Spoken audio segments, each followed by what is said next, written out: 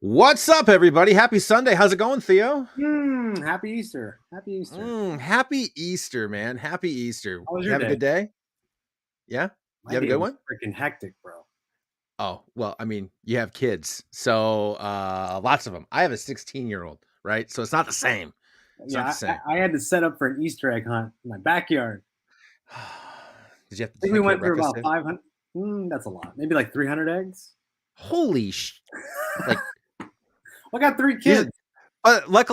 luckily though, they're the plastic eggs, because the real eggs you probably would need to sell some more books for those.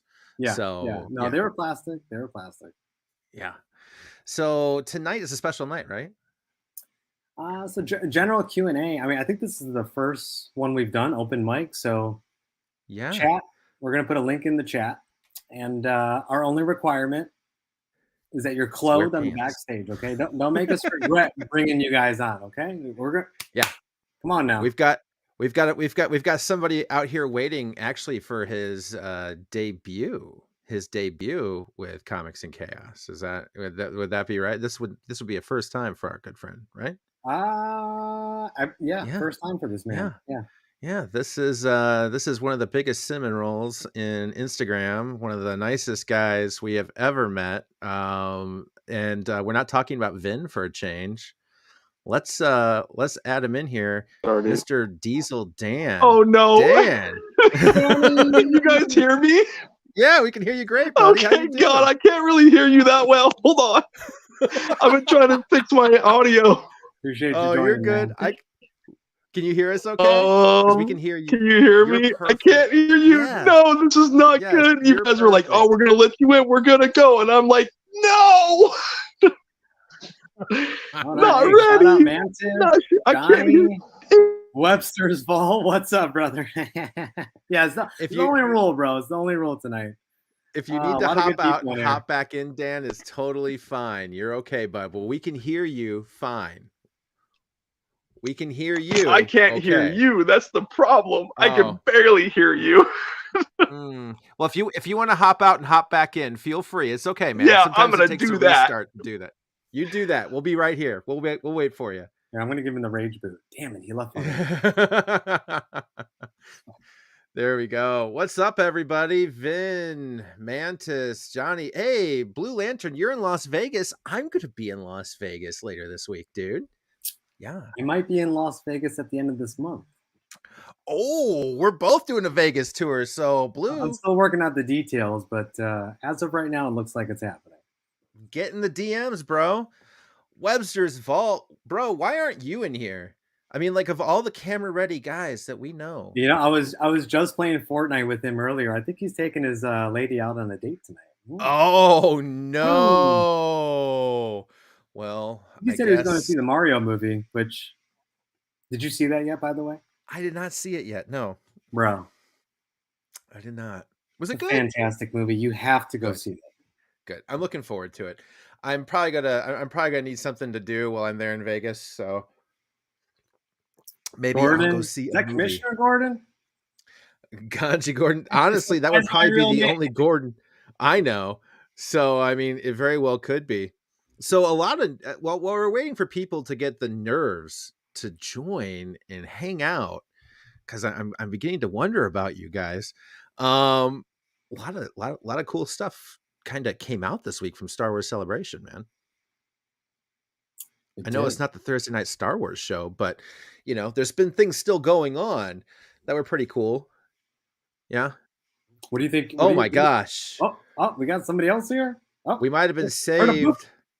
We might have been saved by a man that has joined us on many occasions, actually, but on Instagram in the past, right? Like this is no stranger to streaming or stranger to us, really. But he's 100% done a lot of stuff with us on Instagram. So Dan's still shaking his head. We're not going to bring Dan. Will give you some time to still figure things out. Don't worry, we can see you. But in the meantime, we're going to get our friend, our bearded brother, Skeffels. Hey, look at this man. How are you, sir? What's up, guys? How you doing? How you doing? good. It's great. Doing What good. have you been up to, brother? Just all the trouble. Yeah, like usual. No, zero trouble. So, does So just anybody in the chat need Yeah, advice yeah, from man. a girl? Need advice for a girlfriend? You know, maybe one that's I don't know. The last time the three of us were together on a camera, that one kid called in and he's just like, "I would like advice on I'm dating." gonna We were slowly like, walk out of "Wrong this one. live, bro." I'm Wrong gonna get live. We closer need to to the camera. call. I Yeah, know we it cannot was so help. bad. Skeff was just like, "Well, does she like to read comics?" Right? I'm just like, what do we Just- do here? Phil, what do I do Oh here? yeah, we were Like, I both don't trying to really seriously Dr. Phil it and be like, responsible adults, but the entire time it was trying. like, well, I don't know if I can take her out because I like to smoke weed. It And I'm was like, just- that sounds like an expensive hobby with zero income. Cool. It's a You hard might wanna one look to into maintain. comics. Especially in comics. You already know we're broke. If you're in comics, God bless you. Okay, because this is Yeah, an There's no room in a expensive budget for drug use, people. Right. Um, This is brutal. It is brutal. This- Yeah, that was a listen, super awkward lunch hour. I'm like, what? Why are you I awake at this time of day too? I was very surprised. You're awake. I was If that's very, very surprised. Well, you know So what? We how actually you have been, somebody man? on who was at MegaCon. You're at MegaCon, right? Yeah. We were going to talk about C2E2 in this show, but how was MegaCon, bro? How'd you like it? Oh, dude, I saw maybe like 10% of MegaCon.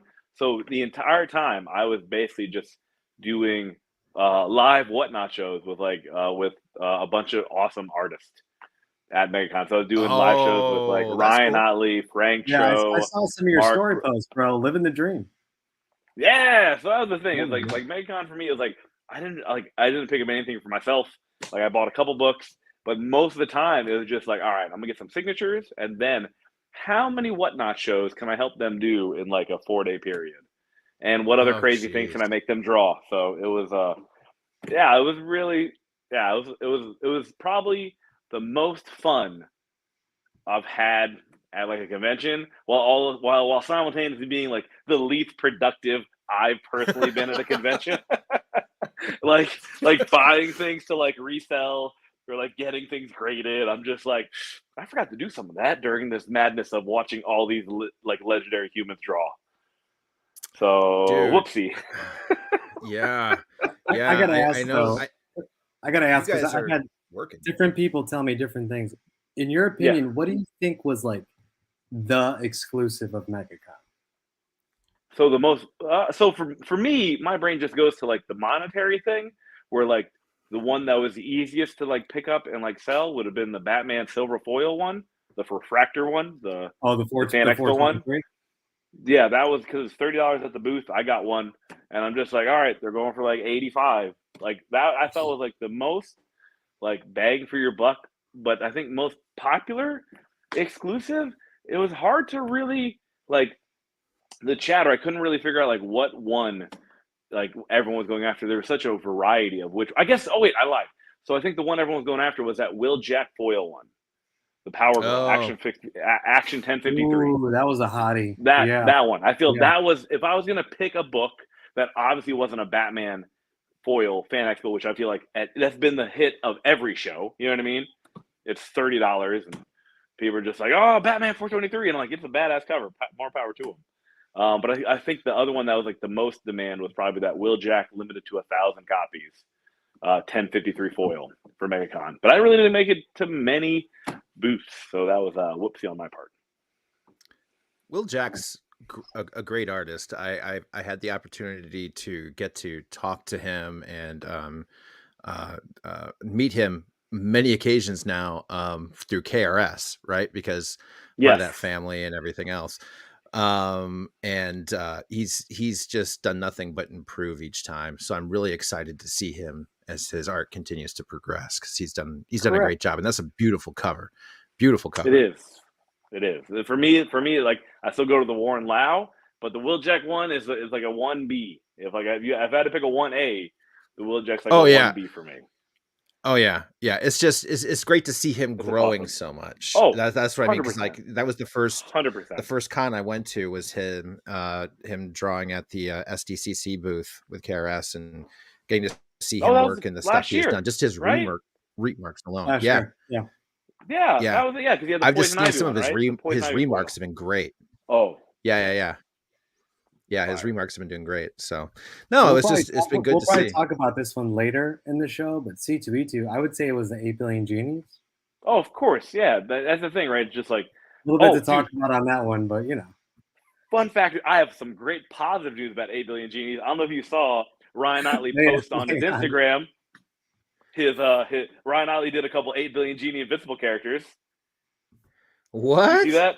Yeah. No. So like, I think Friday morning, I'm like, hey Ryan. He's like, what, Skeff? I'm like, oh, Ryan knows my name. All right, very cool. So I handed him. Do you guys remember the local comic shop day 8 billion genie #1s? Mm-hmm. It was a cutout of the genie. Yep. So I handed Ryan. I brought 3 of them with me because I'm like, I'll be able to get him to do like, I don't know. I thought it'd be cool, but then my brain was like, no, I got a better idea. I'm like, Ryan, here are 3 blanks. Do with them as you will. And so he did. He did like Omni-Man, Adam Eve, and Mark Invincible, like just a like as if they're like genies. And then we auction up on Whatnot, and people seem to really like it. That was hilarious. That for me, that was a lot of fun. Shout out to Chad Cove. He says, I feel like Rage Theo's name is ironical as I've never seen him angry. See, that's a good thing. That's a good thing. I've been on this show more angry than he has. I got to say, I've been the more consistently. So much has changed since we hung out, Skeff. Consistently since the show has begun, it's been angry nerd and calm Theo. It's been really weird. Very weird. It's like Little John. He's actually, he's a big guy, but no rage. It just makes perfect sense. No rage. Right. Angry Phil. My name to Skeff Beard Envy. It's okay. It's all good. Some people, like I know there's awards for beards on YouTube, but it's all good. I take pride in my own beard. Man, I could use some beard guidance. I'll tell you that. John Bueller, how are you guys? Kamikaze, what's up, guys? By the way, it's open mic. Links in the chat. Everyone's welcome to join. I was gonna hop on, say hi, but yeah, I heard. So C2E2, it was 8 billion genies. The director's cut, right? That was the book that was hot. It was the director's cut. Oh, and that was actually a very interesting one because they the print run was on the back of the book, and it was handwritten. Cool. It was handwritten. That's awesome. Yeah, on the book. On the book. So not like a COA, but like actually on the book. Yeah, there was like a little white box on the back of the book. It's like had a /500. It was printed, but then they wrote in physically the number. I'm almost wondering if you slab that, do you get a green label? No, I think it's part because the same concept with the I was going to use the Todd McFarlane one as a reference, but I don't know if I can use that one because Todd, like, they wrote the numbers on those. Remember those Spawn and like 1 in 500 ratios or the 1 in 250 ratios?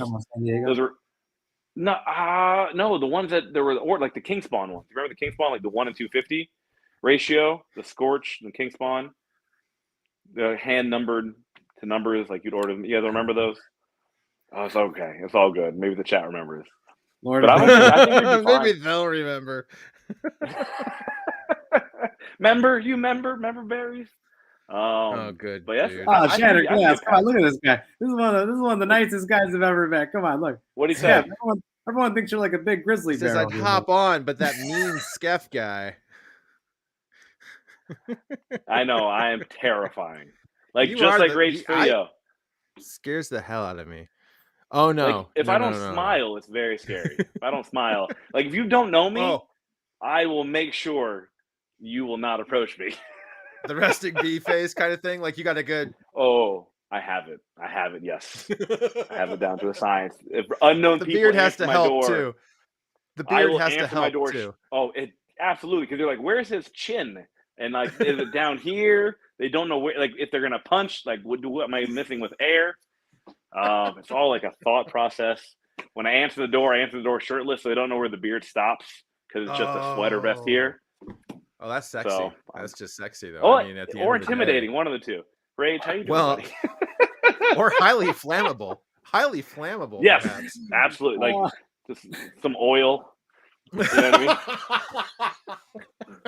I mean? Hey, there you go. Theo's feeling really uncomfortable in the middle of this right now, Skeff. I don't know. I'm just seeing him just sitting there going like, what kind You're of like, show is this Is this what they tonight? talked about for 6 months during the lunch specials? Yeah, that's what we talked about for lunch specials. This is it. This is it, Rage. A very, very simple caveman. It was more of like it was pretty much like the sophisticated man and the caveman. It was truly a combination of the two. Beautiful. I mean, we kind of go through all the stages right here, you know? We are, right? Where it goes like beginning, homeless, middle, and end. There you go, guys. And then like into housing, and then like white collar crimes. Like we work our way down. Oh, Jesus Christ. We have fun here. How are you guys? I'm like, thanks. Right? I was just like they. If someone said that, they're not looking at me. They ain't looking at Rage. I don't even own a collar. Which one of the three is likely to get you into a Ponzi scheme? I'm gonna go with. I'm gonna go with. Like, I got another question for you then. Another question for you. What's your next con? Where are you going? Motor. Well, I guess there's a bunch of little conventions here in Indiana that I'm gonna hit up. But like for my next big one, I think it's gonna be Indiana Comic Con, beginning of May, and then it's gonna be fun. It's gonna be fun, dude. Ron Perlman's gonna be there. The like Ahsoka, Obi-Wan, and Anakin are gonna be there. Phil Lamar's like a bunch of celebrities I actually like are gonna be there. So, and then I have Motor City Comic Con in Michigan toward the end of the month. Everybody keeps telling me I need to go to Motor City. Do they drop exclusives there, or is that like a straight vintage type show? I think it's gonna I'm only going there for like signatures. Like that's for me. That's the next show that Stegman's gonna be at, and I'm just do some whatnot shows with him, and it's gonna be pretty much just like back issue stuff that you would like. Like I don't think there's gonna be any exclusives there, honestly. Sweet. So if you want to come out for it, back to Indiana and go visit Skeff. I mean, I don't mind exclusives, but my heart's in the older back. Yeah. Well, but also the old stuff is easy because it's just like the price is set in, and you just here's the market, here's what it goes for, here's what it's been going for the past 2 years. You know what I mean? Like it's more, it's. I mean, it's less risk, but not as crazy volatile ROI.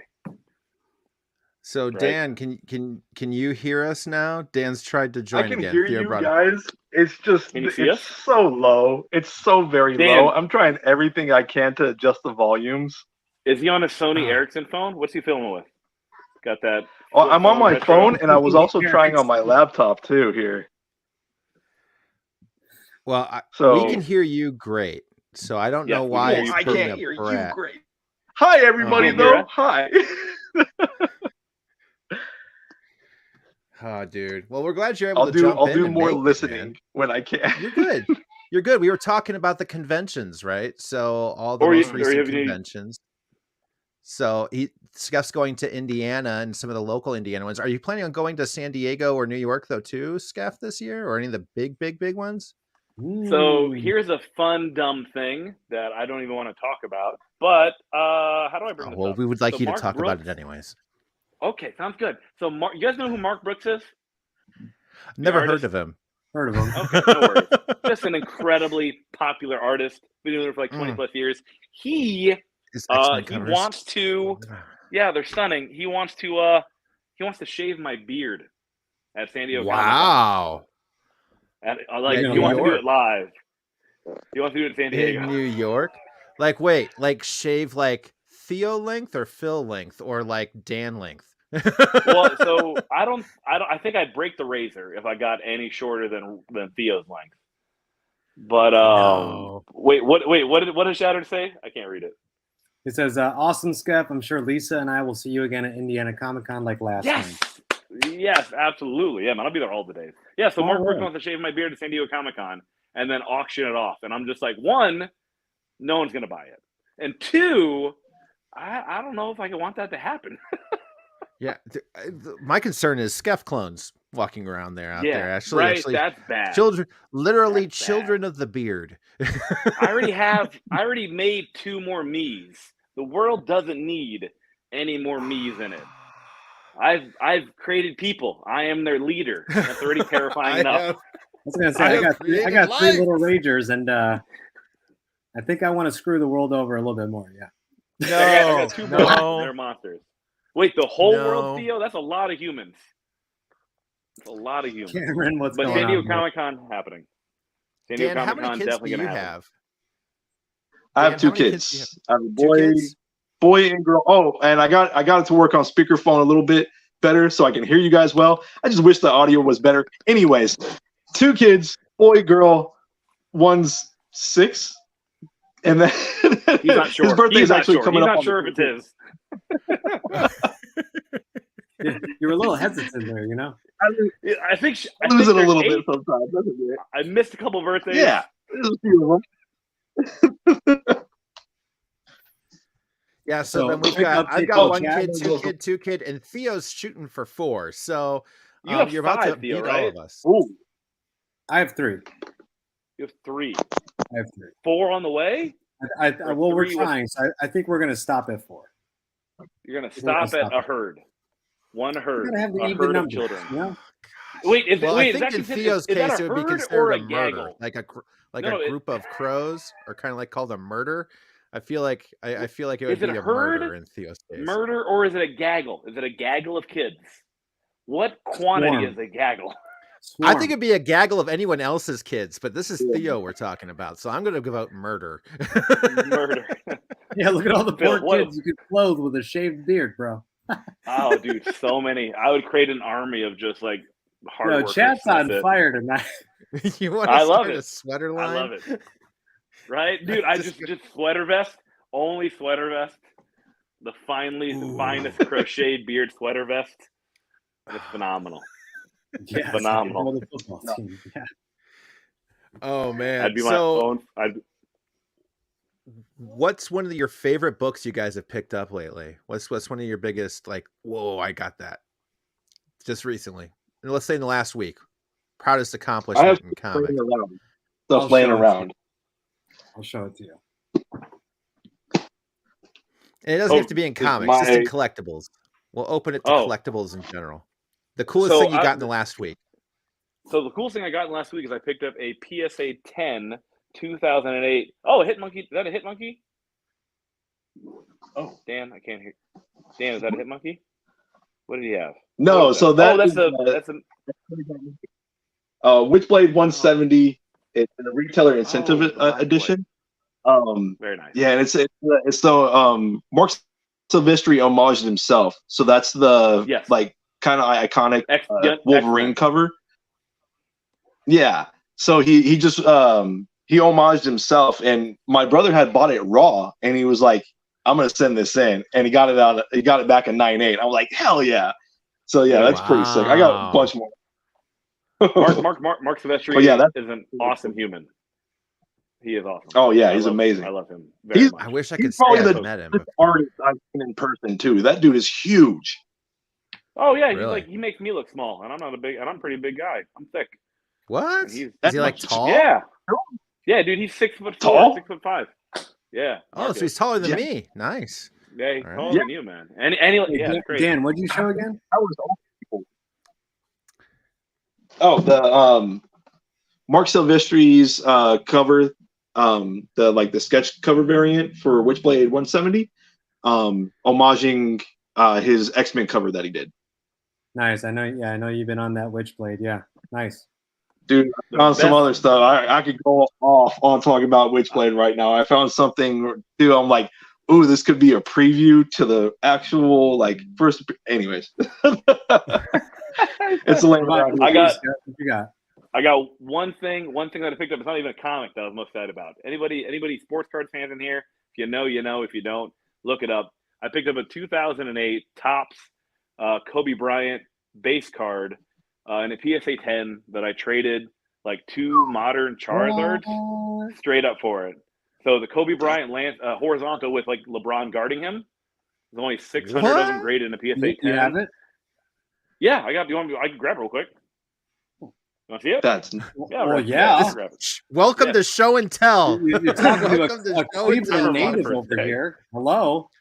Hey, Blue Lantern, we see you there, but we don't see your camera on, buddy. So if you can turn it on, we'll be able to get you in. Yeah, we got to make sure you're clothed, brother.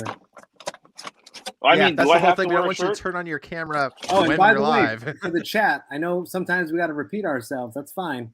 The link to the stream is in the chat. Everyone is welcome to join. First come, first serve. Join Should I in. take my shirt off? Yeah. No, leave my shirt off. Got it. Okay. I mean, you won't be able to tell if it was off or on anyway. This is the wrong show. What? Is there a later show that I need to be on? You know, I'm actually thinking about starting a late night series show. here. So yeah. What? I don't know if you can see this or not. Dude, that's no so idea if you can see this or freaking not. iconic, dude. So I traded two modern Shining Face Charizard PSA 10s to get to this one, but the modern Charizard 10s I had just grading fees and like maybe like $10 into each of them. So to get this one for me is a epic PC card that I've been chasing for a long time. So yeah, this is not going anywhere, and I think it's very excited to get this one. Cool, dude. Right. Nice. So PSA 10 in it. It's a very hard 10. There's only like I know it does for comics. There's 600 10s, but for this card to come out in 2008, that's not very many PSA 10s for at least the card market for a paper product. Trust me, I just submitted a handful of cards. I didn't get a single PSA 10, so I can attest to that. Right. Wow. Like so, yeah. This Stoke and like that's the thing is too. Like I traded up. Like this is worth significantly more than the Zard. So I was like, yes. For the that's cool, dude. And Mark, nice pickup, by the way. What's up? I'm jealous.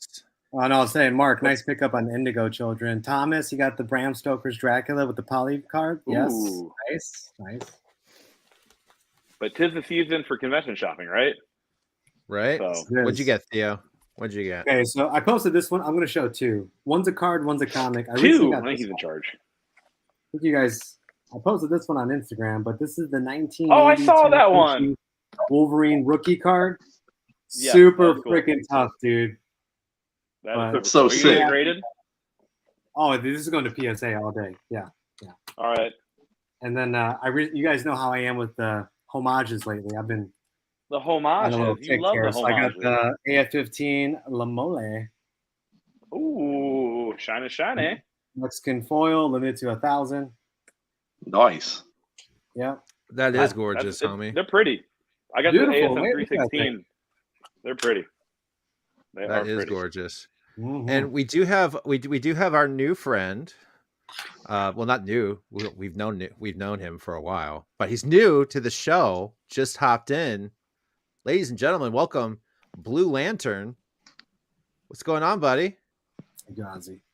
Hi. Hey, sorry, I was counting. Welcome, sir. Welcome to the chaos. How you doing, man? How you doing, brother? What's up, dude? He has a nice beard. I like his beard. Back at you, bro. That's awesome. My heart's pounding right now. You guys are amazing. Oh, whatever, bud. We're just glad you came in. Phil, he said you're amazing. He said he's talking about amazing. You guys, not me. he's talking about Phil. Just talking about Phil. No, all of you. You guys are all great, man. No. Dude, so glad you hopped in. So for those that haven't gotten to meet you before, tell us a little bit about yourself. Like, what's your favorite book? Where can we find you on social? What beard do you social? No, actually, none. Oh, you straight savage. You straight caveman. Yeah, and the funny part is I work in a restaurant, so and they're okay with it. That's cool. Yeah, put that bib on or whatever it is. Oh no, never. I just gotta keep it nice and combed. Nice and combed. Look, Vin even said it. Look, we got every stage in here. Yeah, all the beards, all the beard types. I feel like I want to go I just want to shave off the rest of it and just have big mutton chops on the side. I think that's what I'm do it, Phil. You would pull off a great Raleigh Fingers. Get that Raleigh Fingers mustache on top. Man, just drop the bottom out and just keep the whoop. Yeah, man. Get you that snidely. And then at the beginning show, you're like, hello, ladies and gentlemen. You just twist it. I would support that, Chad. It's a quick question. Phil, how many people can we have on here total? 10? 10. 8? 10. Oh, 10 now? That's awesome. 10. All right, we got 5 more slots, guys. I think this will be the first time that we're trying to fill it up. And this is the first time we've had all three of these guys on us with YouTube. This is a first. So yeah, I'm very honored. Thank you. So guys, very honored. What is your what's one of your favorite books you've read lately? We'll start off down with Blue Lantern down at the bottom. What's been one of your favorite books you've picked up lately? Shout out to Janie. We got to hang out with her at C2E2. For me, it'll be the Armageddon games from the Ninja Turtles. Ooh. Okay. Yeah. Nice. That's the only one that's popping into my head right now. So that's fine though. That's a good pick. Ninja Turtles are always a good pick, man. I love Ninja Turtles. Yeah. Hell yeah. That's actually pretty interesting, and because of that, I'm getting way too many other books. So, yeah. Down the rabbit hole we go. Okay. My name is Rage, and I collect comics. I have a problem. There you go. I'll start. Here's a stack of books I still need to read. Oh yeah, the to be read pile from hell. Wait till that pile turns into boxes. Right. Yeah, those are in the back right now. Yeah, right. You're like, this became a movie before I even got a chance to read it. That whole closet is basically full of books to read, as far as I'm concerned. It's terrible. It's ridiculous. It's ridiculous. Dan, how about you, buddy? Ambassadors. Ambassadors. I don't know if anyone picked up Ambassadors and has read Ambassadors, but this book, first issue, I'm loving it. I haven't picked up more of like Mark Millar stuff. Nemesis Reloaded. I didn't pick up more issues than that. Some of the other titles he's done throughout the last few years, I haven't really picked up. This is going to be one that I'm going to be putting on my pull list and picking up like twice a month, I guess it is. Yeah, I'm going to be enjoying this book. So the cool thing is that and welcome Vin, welcome to the show. Don't mind me, I'm just here to fill up the squares. Did I just come over to your house? Shoot your address over, man. So yeah, no, these Vin and Dan are local yokel friends. Dan, so Ambassadors. Wait, in the Midwest? Quick. No. Same town. California. Collab Kings here. Also, we've got joining us is Mr. Ripstick Comics. How's it going, brother? What's up? What's up, Dan? I was just talking to this guy the other day. What's up, bro? Yo, just chilling. See, I was in LA. Now I'm in the Midwest, so I'm in Michigan. Ooh. So I'm in Michigan too. Wait, where are you in Michigan? We've chatted I think we talked about this a while ago, didn't we? You're more on the east side. So I'm in the Lansing area. Yep. Okay. Yeah. So kind of in the middle. Actually, I'm right between you and Grand Rapids. Yes. Exactly. In the middle of nowhere, from what it sounded like. Yeah. Awesome. Maybe we should go to Detroit together. Are you going to Motor City Comic-Con? That's what I was just saying. I was just like, maybe we should go to Motor City together. Okay. Yeah. I'll be there. I'm trying to go. I'm going to Motor City. Yeah. Okay. Skeff, where are you? Are you in the Midwest then? I am in Indiana. Okay. Sweet. Theo's in the Matrix. Yeah. I want to go. It's literally the same weekend as one of my buddy's weddings that I'm in. So I'm going to try and see if I can dip out early on Sunday to then just Are you a best man in the wedding? Are you an usher in the wedding? What level of wedding in are you? I'm in the wedding party. So not best man, but I'm in the wedding party. So you would be missed if you they will notice if you're not there. I mean, yes. So but it's like the wedding's on Saturday. So Sunday everyone's just going to be recovering from a hangover anyway. Yeah. So I'll just if I'm gone at that point, then I won't be missed, I figure. So we'll see. I still got to figure it out, but so a question that's going around, and I'm going to take it to Vin next since he just joined next. Vin, what's a book you've picked up recently that you've enjoyed reading this last week? Is there anything you've got? It doesn't have to even be new. It could just be something like, what did you read this week that was kind of like your favorite read this week? Let me think about that one. Because as you know, I have bad tooth and everything, and I've been busy with work. Oh, yeah. I even picked up my comics late, but I did pick up one. I still haven't read it. I'm gonna admit it, but I'm gonna throw this one for Josh. What is the issue with this, man? Oh, good lord. The Dark Hawk I'm about to go read this one in this week though at work. So let me guess. I never actually read it. To tell you the truth, did you fall victim to FOMO again? The what? Did you fall for the FOMO? Is that what happened? Yeah. They're making a movie, Dark Hawk, right? Say no to FOMO. This man got influenced. But this one has a point. You see that, Aaron? I got to tell you guys the whole Dark Hawk thing, right? So I visited 13. Dark Hawk thing. I visited 13 shops yesterday, and one of the guys that runs Sparrow's Heroes in, oh my gosh, is it Northridge? I'm bad at that area. I don't know it that well, but he and a few other people like kind of did the whole buying. He was telling me all about it, right? But this dude legitimately has been a Dark Hawk collector his entire life and gets all of the different versions of Dark Hawk #1. And so his pictures that have been like online recently, like the table spread out of all those Dark Hawks. That's the dude. Like I met him. I met him yesterday. Oh, I saw that post. I know what you're talking about. The guy that has it's a whole. He has like 1,000 of them. Sorry. Was it the guy that had like 8 totes of Dark Hawk #1? No, not that guy. It was he wants to meet that. Yeah, but another guy. He has the table that's like spread out of all the Dark Hawks in Billion Edition 2 or something like that. Was that picture real? The one, Skeff, I think I know what picture you're talking about. Was that picture real? Was that actually Dark Hawks? What's in the dump? Did they prove it? Because I was talking with Mickey, because Mickey's my buddy. He, Swaggle he's a big Dark Hawk fan, obviously, but he is. That's an understatement. Wow. So So I didn't think it was real because I don't think he thinks it's real either. If that's real, that's insane.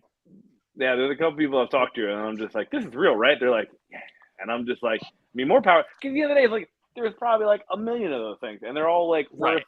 You could just buy. Do you have a pallet of these I can buy? Yeah, absolutely. Here's a case of 120 of them. Can you just take them off my hands? Absolutely, I can. Eventually, if you own them all, then there you go. You control the market. Okay. I saw somebody posting on Golden Age Gurus. Go ahead. Sorry, Theo. I didn't mean to stop you. No, you're good. You're good. Question for the panel, though, since we're talking about the Dark Hawk. Look, read this. I'm sure we're all aware of how, I can't say all of us, but some of us have been pushing Dark Hawk, right? What's your guys' thoughts on that? Good. Do whatever you want to do with Dark Hawk.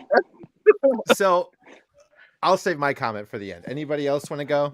That's fine, but I'll save my comment. I love Dark Hawk. Anybody to go buy a Dark Hawk ever. They can do what they want to do. I've never read it. So I can't say like I'm missing it. And at the same time, it's probably as good as Cyber Frog. Just because like, Cyber Frogs and Dark Hawk equal of value reading wise. That's probably true. I'm still clueless on like it is. But I love it. Just like I've seen Swaggle Haas, he completely adores his Dark Hawk. I have mine. I don't know how I got mine, but I have mine. It magically appeared. Everyone gets one. It just shows up like coal. I read the new miniseries that had come out, I think last year, with the new version of Dark Hawk, and that was actually I actually really enjoyed it. Like it made me want to read about like the original origin of Dark Hawk because I liked that quite a bit. So it made me want to be a better man. Yes, so much better. Then you got to keep going. Like I said, I never read it. The only reason I got it was because Josh is my really good friend. And I wanted to back him up. He's my good friend. And honestly, it looks cool. So I told him, you know what? I'm gonna get it. I'm gonna read the first one, and if I have to get the other ones in digital, just to read the story, if I like the first one, I'm gonna go for it. Yeah, but there you go. I never read it. I heard really good things though. So looking forward to reading this one this week. Yeah, I guess we'll see. I feel like the Brady bunch right here. Like I could poke you guys or something. I've got a feeling it's going to get worse. I just saw a couple of other people show up that are thinking about trying to make it in. So I'm of the mentality that everybody should collect what they like and what they love, no matter what, at the end of the day. And I believe at the end of the day too, a community is built on differing opinions, differing practices, differing people. And at the end of the day, it's a community. It's not a cult. There is no one way to do anything. So as long as we're having fun and as long as we're doing the things we love, then there's enough room for all of us. So, that's my mantra, thank you. But that's my mantra. So at the end of the day, I think, and I love Aaron. Aaron's a good friend of mine. We talk each day, and I have a lot of other friends that do a lot of other things as well in the community, and I love all them too. And so, I mean, as long as we can all, talk to each other respectfully. I mean, like I said too, I work for a group that reports top comics and movements and stuff like that. And Aaron and I have all kinds of disagreements. We speak really respectfully to each other. We have fun. We care about each other's families and kids and how we're doing. And that's what it is, right? Because even though we have differing practices and ways, man, we're all here for comics. So that's what matters. That's just me. We got a doggo in the group now. Yeah, doggo joined the stream. I'd bring my dog up, but she's a big old meatball of like a French bulldog, and they don't really move their head well. So she just looked like she was paralyzed, like in my chest, just kind of rolling around. It wouldn't be a good look. And really quick before we change topics, my whole thing is I have no doubt that everyone on this panel or anyone that's participated in that, like you said, Phil, it was probably all in good fun, and that's all it was. Yeah. The only problem with that, though, is I know that there was probably people with, like you guys said on your post, on other posts we've seen, excess copies of that. I'm sure the market got inflated. I'm sure there's people that got influenced to buy it. I'm sure they're paying way more than they probably should. And that's not a good thing. That's the only thing I'm going to say about that. That's the only I thing can appreciate a little that. bit of a problem with is that there are potentially people who may be new to this that are seeing what everybody is doing and promoting that book and probably paying way more than they're supposed to. It's such a blip, though, at the same time. It's like it's in and out so quick so I wonder how many new people to Darkhawk were buying it within that time frame that paid a little. It's possible. I'm just saying, it's like, you ever heard the quote? A rock, no matter how big, still makes a ripple in a pond.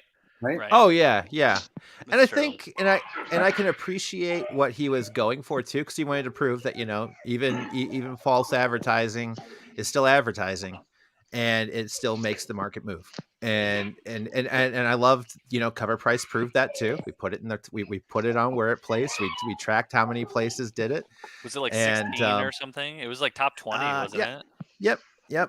But I didn't see it on anybody else's lists. So, at the end of the day, I just like to say from the bottom of my analytical nerd heart that dislikes numbers, it moved. So the needle ticked, and proof was there. It definitely ticked. Yeah. It definitely ticked. Also, I see Rage has a beer, so I'm grabbing a beer so I can. Go get a beer, dude. Get a beer. Get whatever the hell you like. This is a safe place. That's a very good idea. I can't drink. Very good idea. Beer break. Everybody need to go for a minute. I can't. By the way, Godly, the link is in the chat. I'm sure Phil will post it again. Everybody's welcome to join. Everybody's welcome, guys. I think we've got some action going on in the background. Yeah, they're fighting over Darkhawk #1. Stop them. Okay, I muted him. That was blue. So, good. Yo, my add on to this a little bit. This happened. The Darkhawk thing is a recent thing, right? And I got to do my digging on it because I honestly don't know all that's happened with it. I just saw some pictures and kind of what we're talking about now. Like once a year. It happens like once a year where everyone freaks out about Darkhawk, and then they post their horde of Darkhawk, and everyone moves on with their life. But it's been happening once a year for the past 4 years now. The thing that sounds like was happening though is some people, they were like, we're gonna make this spike and everything, right? Yeah. Similarly, a couple of years ago, a bunch of people did the same thing with a book called The Yarn Man. The first appearance of Yarn Man. It was a very small published book, and they're like, "Yo, since these like top 10 things are a thing, let's make Yarn Man spike on eBay." And that's what they were doing. They're just buying the book and flipping it to one another and everything, and making Yarn Man kind of blow up. And it's $1 book all day long. But I would imagine Yarn Man having not much traction among the community of comics. Like a little bit. What do you want to be? To like crochet something to like protect you? Was Crochet Boy not available? Crochet Yarn Man. I think he's in the same realm as Too Much Coffee Man. Who even distributed that book? Like, what is that? Do you know what publisher? I can't remember. 1989. Okay. 1989 Kitchen Sink Comics. Yes. It's just as terrible as you think it would be if you look it up. So okay. It is. I looked it up for you guys. Yarn Man, 1989 Kitchen Sink. It is a smidge younger than I am, and it is on eBay. So go look at it and go cringe with your Yarn Man #1 Kitchen Sink comic. Did you say it's younger than you are? Wow, dude, I'm 35, mate. We know you, old Phil. Oh, God, I hate being the oldest person in this chat. Who's the youngest one in the chat? Who's the youngest in the chat? Probably Dan. No, I'm calling Dan right now. No, I'm saying Ripstick over there is the youngest. Probably. Really? Look at that no wrinkle face. Zero wrinkles, no stress. Probably have no kids. I have a 6-month-old, so yeah, that's you have a quarter of a human then. You have a half a human. Yes, I agree. Yes, but I'm 31, so. Oh. Yep. Well, yeah. Right? There it is. We found the winner. Yeah. I'm 37. Hilarious. Oh, you old as dirt. Wow, you know what, everybody? I hope you liked seeing Dan. He's gone now. Yeah. Time out. All right. It's pretty fucking cold out there, Dano. All right, I'll put you back outside again, bro. I'm gonna put baby in the corner. I'm gonna put baby in the corner. Not gonna like it. All right, guys. I know there's a read book, guys. Just go read this. Snow Angels, Jock and Jeff Lemire. There's a hardcover out. It's like basically 13 issues. It's a phenomenal story if you enjoy Jock artwork. But go read this. Really? This is really good. Jock did the whole book? He did all the interiors. Okay. Like all the interiors, everything. That's all sick. 12 issues. Because I've only seen Jock covers, so. What kind of Mickey Mouse approach? It is truest of Jock. Circle, what's up, bro? That's sweet. Yeah, I'll have to check that out. Snow Angels. It was a Comixology exclusive a couple years back, but they put it into this absolutely beautiful hardcover that I had to pick up. But yeah, this is a great read. It's only 13 issues. You can finish it in like a couple hours. It's really, really good. For sure. Nice, dude. Nice. That's freaking dope. Yeah, I don't know. Anybody else got to pick up? I'll go last, like I said. Anybody else got something cool they picked up this last week that they're really excited about? I have or red, whichever one. I grabbed the book that I'm really not buying a lot right now because I have a child and we bought our first house and everything. So, yeah, a lot of money going into remodeling and furnishing and so yeah. So the empty pit of children. Yeah, so the comic collection is kind of, if anything, shrinking right now because I'm trying to sell. So, but I already have a graded copy of this, but I picked up another copy of Venom 3. Oh, nice! I saw Donny Cates and Stegman are going to be at Motor City Comic Con, and I would see these fingers that are crossed. Yes, hopefully, because Donnie was supposed to be a MegaCon. So okay, sad. Well, they're on the slate. they're on the slate right now. He was on the slate for MegaCon too, so we'll hope for the best. Is he just struggling right now, like personally, or? No idea. Yeah, no idea. So that's why I heard that he was. Blue Lantern's got what you got? What'd you say, sir? What's that? Who? Me? Who are you talking to, Theo? Blue Lantern. Yeah. What were you saying? Yeah. I heard somewhere that he's having some personal issues right now. That he's going through some stuff. That's why he pulled away for a while. Oh man, because I knew he was coming off a couple books that I was reading because he was. So I've been reading like Thor, and then Hulk. I started. I read comics as a kid. It was all Ultimate Spider-Man, and then I went away, and then the pandemic brought me back. And I was, trying to figure out who was writing stuff, and I've always been a big Spider-Man fan. That's my favorite, and Venom. And so I'm like, and I heard good things about Donny Cates. I got in that run, fell in love. I've just been reading a ton of, Donny Cates stuff ever since. And Stegman, I love too. He's so amazing in that. Awesome. So I was really pumped to. I wanted to get Stegman. I don't even know what it takes to get like a remark at a convention. Oh, I'm still so new to this. I might know someone who might know that information. I might know somebody. So Skeff, I might need to. You might even hold your hand while you're there. Hey, we could skip right up to their table and get it done. I would be behind the table. Like I've worked with Stegman at conventions. Okay. So I helped them out with all their whatnot shows. So I'm all like they know who I am. So it's fun. So if you want to get a remark or commission, what you got to do is that at the booth. Just kind of meander on over there. They're gonna have a list of like commissions, between like a remark and like almost like a half body, and then like a bigger commission. Okay. And you just like sign up for it, and that's it. Super easy. Okay. All right. I will. You just got to get there first. The thing is, I'm not able to go except for Sunday. Probably is the problem. So. Oh.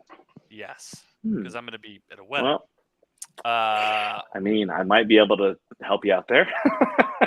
Yeah, talk to us afterwards. Rick. Send me a message. We're both going to be there. Okay, it's a good man to know right there. He's the guy that's going to be there. I'm going to be the one walking around with the camera there, so I'll just probably be chasing him. I got you. Okay. We won't bore the chat with this now. I'll DM you guys after the show. No, but it's interesting though. Like a lot of people don't know that process. Right. Actually, like, do you guys know the process of like how you obtain original art at conventions? Yeah, like each artist is like different. So sometimes you actually have to get a hold of them before the convention because sometimes they have like a pre-convention commission list that they try to fill up with. You actually have to like reach into their DMs or whatever it is. Some artists will only take like a certain set per day. Like that's the first booth you have to go to and sign up, put your name down.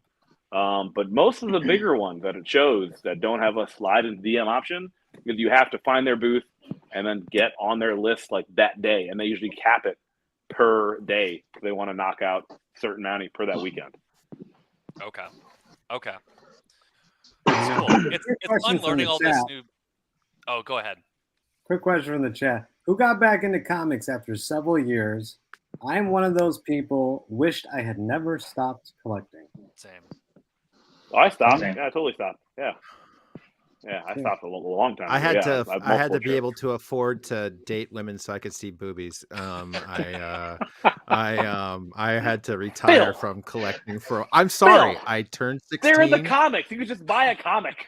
I know. I was collecting J. Scott Campbell from the age of 12 until I was old enough to see him in real life.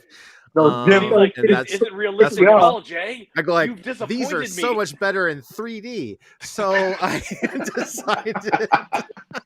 I decided that was my moment.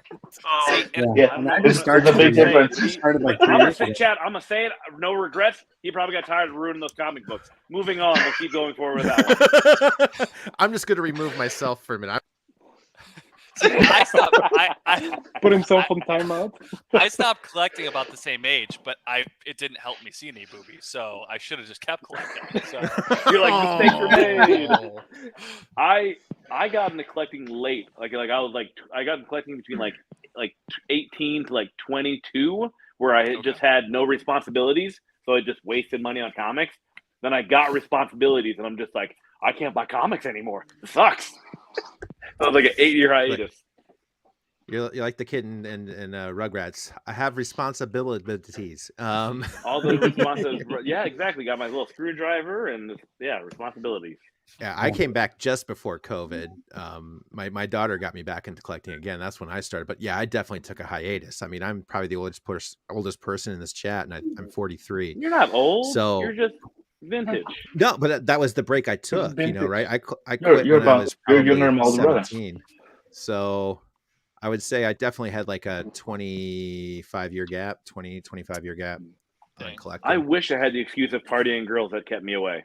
That would have been so much cooler than my actual excuse. All them women and booze. It was just like dumb response. I had lighting and like fuel. So boring. See, I would be so much. I'd have so much more money if I hadn't. And I think I told you guys. I wish, and I was one of those weird kids that actually asked my parents to take me to a comic book shop. For some reason, they wouldn't do it. They made me do sports instead. So it's almost been 3 years for me.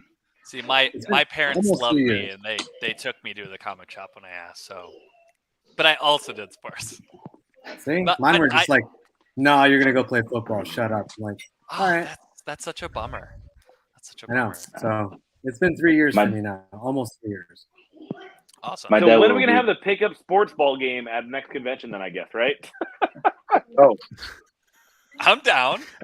As long as we're playing kickball and there's drinking involved, I'm down. Oh, that sounds like so much fun. I know, right?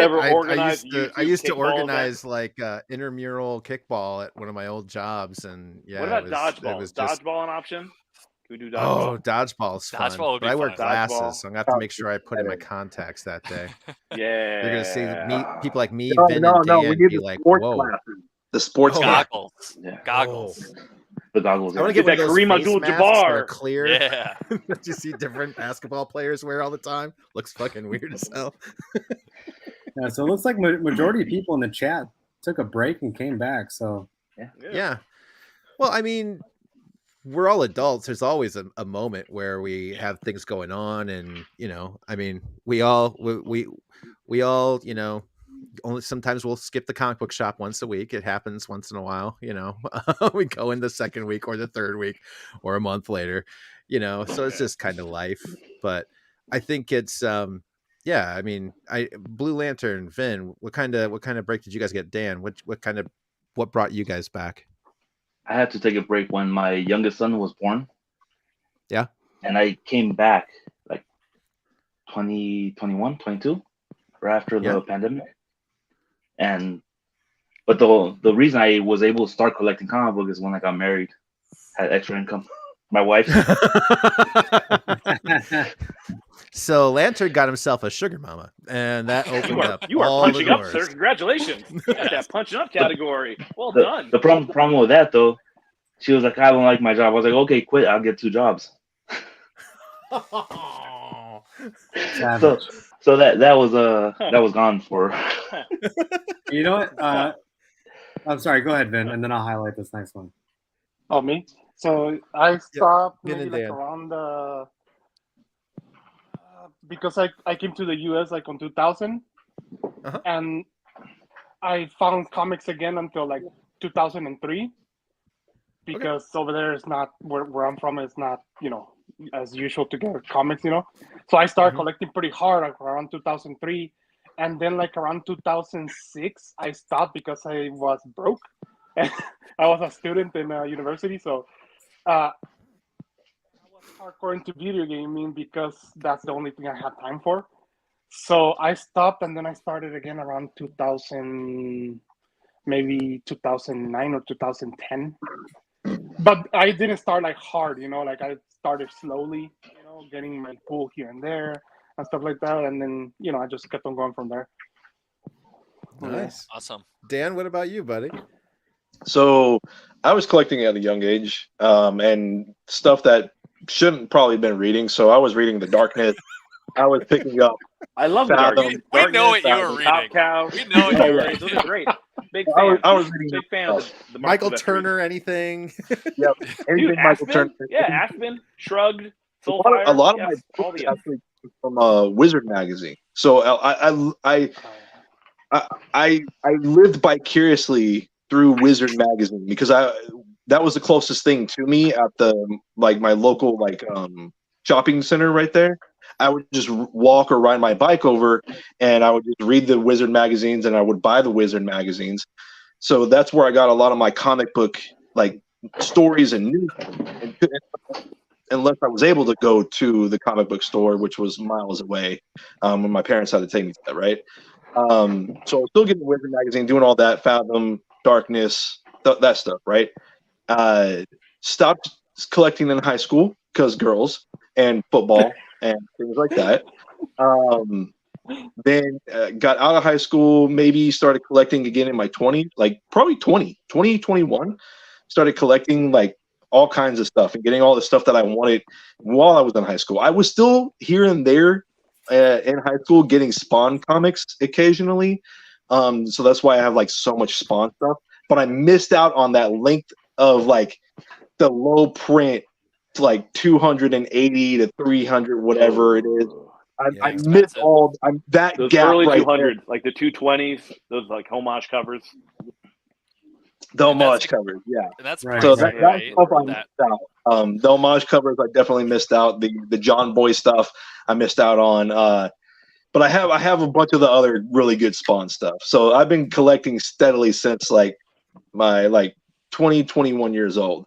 And then heavily picked it up in the last 5 years or so. Nice. So yeah, that's my story. And Rip, you had a bit of a hiatus too, right? Yeah, so I started in middle school collecting Ultimate Spider-Man. Just went into a shop and just was on vacation, went into a shop and got an issue, loved it, asked my parents if we could go back, and then I got the next few issues. And then from then on, I was trying to collect the whole run, just every time. Oh, nice. I would just try and go to different comic book stores in Michigan. And yeah, eventually I got the whole thing, and then I had the Marvel subscription where they send you the comic in the mail. And cool. I did that all the way through the first Miles Morales run.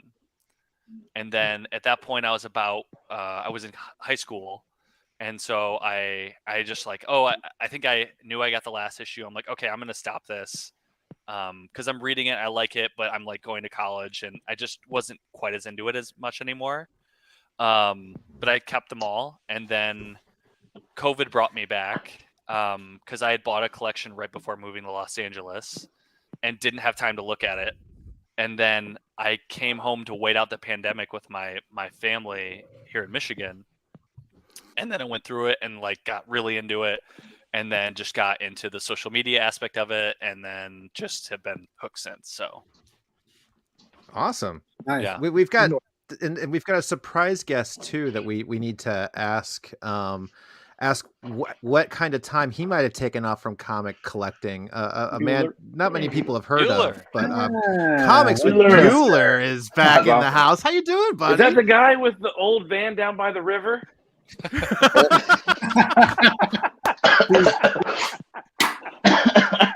Yeah, that's me, all right. How you doing, buddy? I'm sitting in my bus right now outside a business that's closed down, just in the parking lot. Gonna stay here for the night. So that's the kind of life I live. So living the dream. Yeah, on the road. You're the again? first one in the shop in the morning. That's right. So I'm sure there's a great bio in your channel, Comics with Bueller, for everybody that doesn't know. Big guy, big linchpin in the YouTube comic book community, and also touring the United States to visit every single comic book shop he can. The most visible man in comics. Crazy. We have a question going around right now, brother, which was, did you take a little hiatus at any point in your life from collecting comics? Was there a period of time that you were just kind of like, I set it aside for right now? And then when did you come back, if that happened? Yes, that damn wife. That's I'm sorry, it's that damn ex-wife. I mean, this story. This well, I guess that's okay then. Yeah, you can. Okay. Yes, you can say that. Yeah, that's fine. Can, check. Moving on. No, I collected comics very young. Started at 5 years old. Collected comics all through high school. I was doing Comic Cons, conventions when they were just in the little basements and stuff like that. I had my own booth when I was 14 years old, and I called it Third Dimension. And I remember my mom got a letter in the mail saying, "You've been accepted for a table at the convention." She's like, "What the hell is this?" I go, "I just need a ride. I just need a ride to the show." And I remember we had a yellow Pinto, and I loaded all my long boxes in the back of the Pinto, and I slept on top of the long boxes because I was worried that overnight they would be stolen and stuff. So I was really anxious. But so I had a lot, and then I think after high school, I actually ran into this girl that I really liked in high school. We never dated. We were just really young. And so then we hooked up, and we just, and comics went away. Yeah, she looked at this. She goes, "We got to get rid of this shit." And I go, "Okay." Oh. So you're like naked woman comic. Yeah. A naked woman's gonna win. Yeah. I'm telling you, man, boobs in 3D are a hell of a different story. All right. Well, she was pregnant at the time, and I was like, okay. Oh. So we literally went to there was a convention here in Oregon, and I signed up for a table, and I had like about 30 long boxes of books, and I took every book I had, and I sold everything for like $1 a piece. I didn't care what it was. She just made me get rid of it. I was selling, early age X-Men, Avengers, stuff like that. At the end of the day, there was 3 long boxes left. That was it out of 30. And the guy next to me said, he goes, "You don't want those, do you?" I go, "I can't take them." He goes, "I'll give you $50." I said, "Sure." So we walked out of there with just a big stack of cash. And I think we went and bought a car. We went and bought a Kia Sophia at the time. I sold my collection for a Kia Sophia. Seems like a good investment. Seems like a definitely good What's ROI. What's to be the general consensus down here? Great ROI. The girls started wanting to touch me. I was gonna say, what's the value of a Kia Sophia go for now? It's actually negative dollars. Comics, negative dollars. It's a legal own one nowadays. But back in the day, they're combustible. Were buy one get one free. That's what they were running the promotion. I remember those promotions, dude. I remember those. Buy one get one free. We missed that. We were like, that's insane. I remember trying to get a car for my daughter, and we were thinking like, well, maybe we should just get one, because I think Kia's doing like a buy one get one free. It'd be great for a kid to learn it instead of destroying one of our cars. But no, they don't do that anymore. Yeah, that's what I bought, and that was like 96, 97, and then I didn't pick up another comic book until about 2000. To about 5 years ago. And so I was totally out of comics, except for like a short box of just random stuff for about 25 years. And then my buddy told me a comic shop opened up down the street.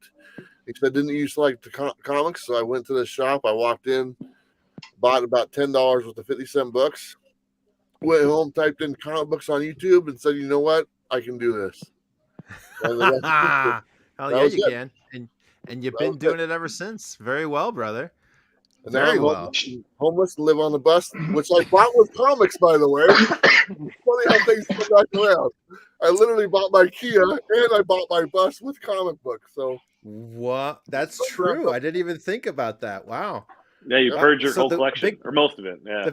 The big question is now, like, what's the next motorized vehicle you're going to pick up for how many books it's going to take? It's kind of like an exchange program. Yeah, here's the thing. I don't buy a lot of comics anymore. I love comics. Don't get me wrong. I've had my collections over the years. I'm happy with the stuff I have, but I don't like actively go and seek to replenish that collection I've already had. And so what I buy now is just new stuff I like to read. And I kind of just let the rest of the stuff go. And you have to have storage issues just to begin with. To be like, you can't have a 20-book pull list because you're not at a regular shop either. So it's got to be kind of tough on the road to like know where you're going to be able to pick up a book because you're a new person every time you go into a lot of these shops, right? Yeah, I only have about 3 or 4 short boxes of books on my bus. I put the rest of my collection I still have left over in the storage unit in Oregon. And basically the stuff I held on to was stuff that people had given to me over the last few years and gifts from the community. And I don't want to give those. I don't want to sell those, and I don't want to get rid of those. So those are sitting in the storage. And I kind of feel bad that they are sitting in the storage unit. Some of those are pretty awesome. I mean, there's Hulk 181 and, ASM 129 just sitting in the storage unit, and luckily it's on auto pay. So nobody's going to be able to get that storage unit. So that's good. Sweet. No, that is good. That'd be terrible coming back to that and something happening. Oh. Yeah, let's not talk about that. Let's not jinx anything, guys. Let's not do that. Let's not do that. Not doing that. So I know there was another question that came up, Theo, and I can still see you just fine. You look your hands moving very well. I think Steph and I both did it at the same time. We're like beta testing tonight, I swear. The more people we add, the more my camera's like, go F yourself, okay? Still tough. We'll have to get you a different cam. So what was the next question that was in the chat, Theo? Here we go. What would you consider your grail in your collection? I think I'm still Ultimate Fallout 4 9.8. Nice. I'm not reading it. No hesitation. Just bam. Nope. Yep. It took me 14 tries to finally get a 9.8. So yay. Oh, it was one you got from being raw to get the 9.8. So that's extra special though. That's more special than going out and paying the 9.8 price. Everything you went and hunted that down. I think I submitted 17 copies of Ultimate Fallout 4 first print. And I finally got my 198. So especially at that time, if you would have bought the graded, because you had, that was like within the last year or two that you were submitting those, right? So that probably when they were going crazy. Like if you were to buy a 9.8. No, I was.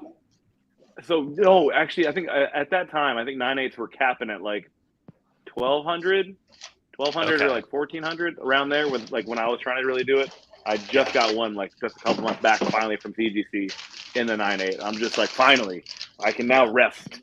I feel like Thanos after getting 14 copies. First print. Yeah. Yeah. Is it a first print? Yeah.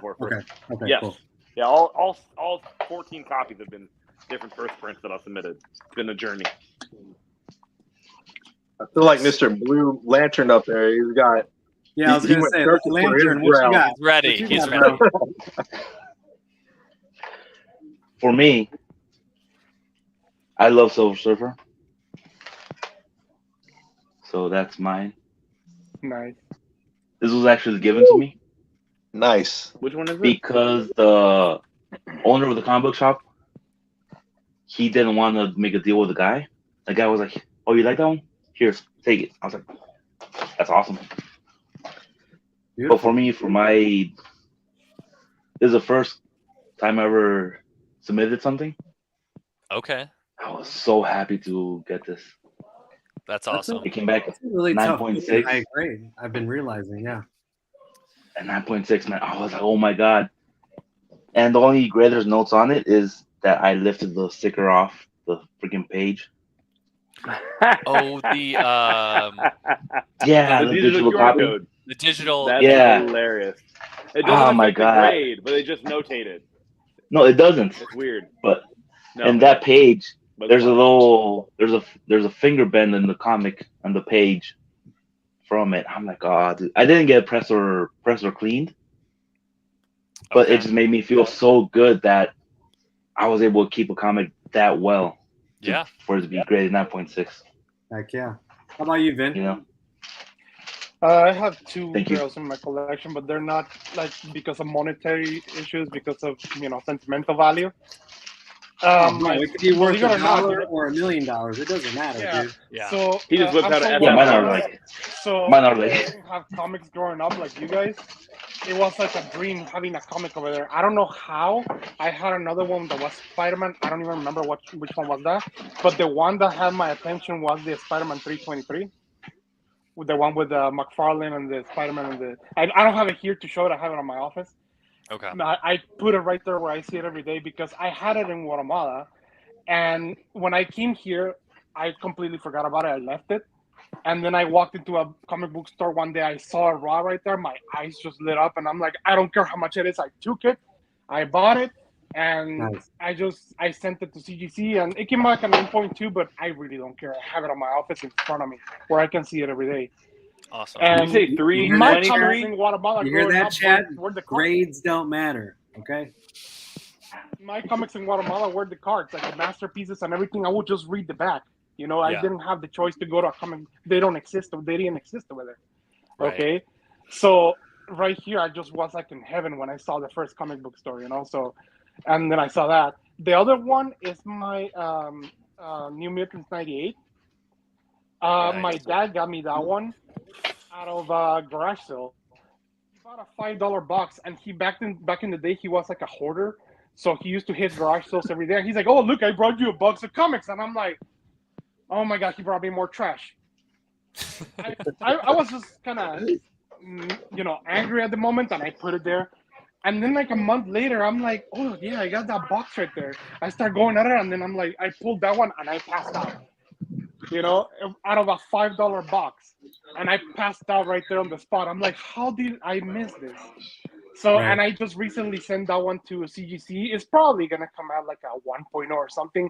It has a lot of damage, but cool, it's just that comic. Every time I see it, I remember that story when my dad came in all happy with that box, and I turned it down. Awesome. So I feel bad, and I'm like, I just love that comic, because he just thought of me when he saw the box, So. Did you say issue 323 for Spider-Man? Yes, the Amazing Spider-Man 323, the one with the McFarlane and Captain America cover on there. Yes. It was one of the only two comics that I had. Great book. Great cover. I love great cover. I loved it because back in the day, to me, seeing Captain America and Spider-Man in a cover, I was like, oh my god, Yeah. And I'm a big Captain America fan. I have the shield tattooed and everything, So awesome. Yeah, show them guns. Yeah. Rip it. Take off our shirts now. What's your grill? Okay. I have two. One. The one would be I've kept my first comic book that I ever purchased when I was on vacation in Florida with my family. So I still have that book, and it's Ultimate Spider-Man number 79. Significance of that. First Ultimate Moon Knight. So that's also how I found out about that was my first introduction to Moon Knight. So I actually I'm like somewhat being like interested in like original art and stuff too now. So I've been kind of like scouring the internet to see if I could maybe get pages from that book. So that's a goal of mine. If I could collect all the pages, that'd be insane. I don't even know if that's possible, but so that's like what I'm gonna try and do with I think this year, and then I'd say like the most money I've spent on an individual book is and it's like a Grail, and it looks beautiful. It's a 1.5, but I don't care. It looks great. It's ASM 14 First Green Goblin. So. Okay. That's a great cover. It got great cover. Great cover. So nobody's gonna disrespect that in this chat, brother. Yeah, I mean, my real long term goal is to collect all of ASM. Godspeed, brother. Godspeed. Yeah, I know. I've decided to torture myself. Why do you hate yourself? Yeah. But yeah, I'm just doing it slow. I'm doing it, slow. It makes it fun. I'm not trying to, even collect any certain parts broken out in a certain way when I can find good deals and stuff. And I don't have it, that's when I try and get it. So, yeah. But those are my 2 grails. So awesome. Heck yeah, dude. Bueller, how about you? Well, I have 4 books that are really important to me, but I'll do a couple of them. The first one is my whole the first appearance of Wolverine, and the reason why that's special to me is it was a gift for one of my viewers, and one of my viewers knew I wanted it, and I don't spend a lot of money on books. I've never spent more than $50 on a book. And, I respect that. Yeah, and his name is Steve Whiting. He went out and bought one for me. He didn't have it. He went and paid 4 figures for this book. And, by the way, I'm jealous. That's crazy discipline, bro. Yeah. Yeah. Yes, it is. Crazy discipline, right? Yes, there. it is. Well, I'd rather spend it on gas than drive to the next town. So that's all right. Like I said, I can respect you, brother. But so anyway, I got the first Prince Wolverine from Steve Whiting. That's one of my grails. The second grail is my ASM 129, which was also a gift that I got from someone. And my favorite character, which is Punisher. And also I had a chance to meet Jerry Conway and interview him and spent some time with him. And so he signed the book for me after I did an interview and stuff. So that one's really special because it kind of ticks all the boxes. It's a valuable book, my favorite character. It was a gift from someone. And also I got to know the creator pretty well, which I've now talked to him many times since then. So those 2 are probably my 2 grails. And I like that you mentioned you had your first book that you bought. That's another one of my grails is Contest of Champions #1. That's the first comic book I ever bought at a comic book shop. Awesome. I saw it on the wall. My mom bought it for me, and I still have that book today. And that's cool. One of the books awesome. That survived the apocalypse named my ex-wife. And that one. The Purge, the Great Purge. I hid that one from her. He didn't take everything I had, so I was able to hide that one with a stack of other ones. That one made under the floorboards in the other room with nobody had the furniture on top of it. Yeah, in the duffel bag. So that's what it was.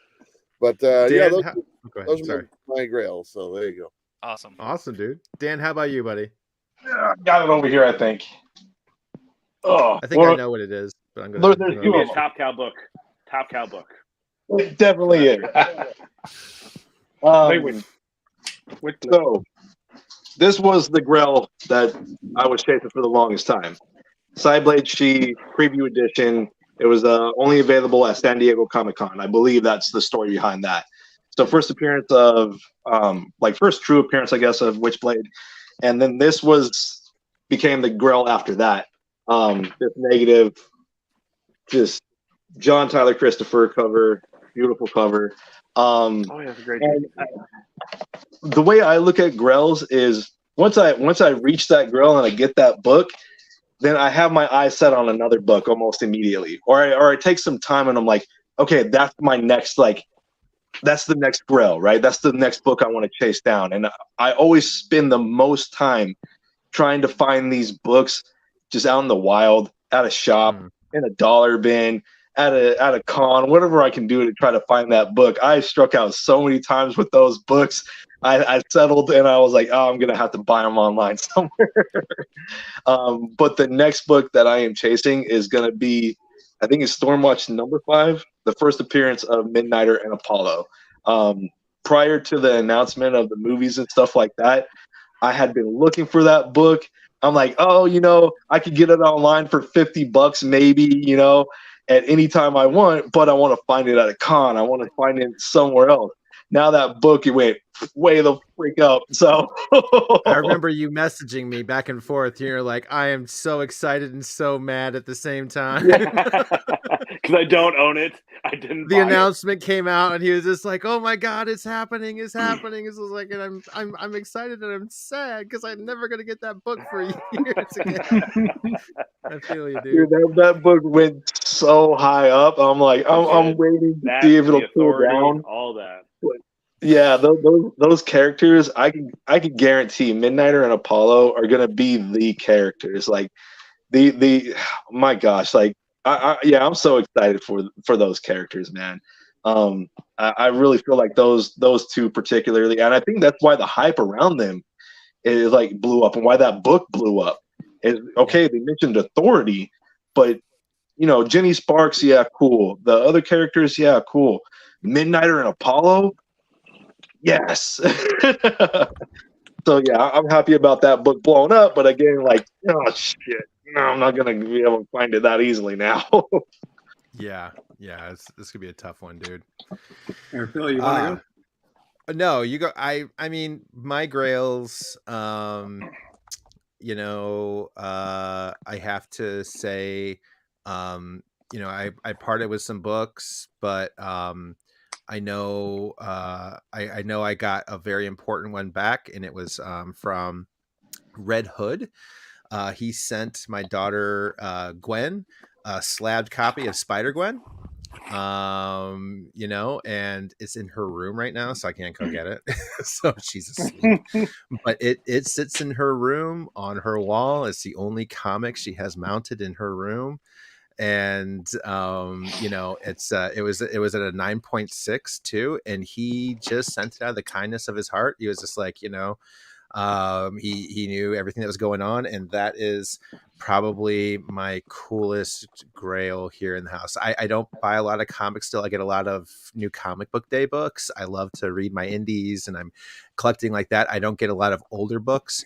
So, just because of the ones I'm after, usually it costs me more. I'm still trying to complete my Gen 13 run, but unfortunately the later issues are a little bit harder to fill in.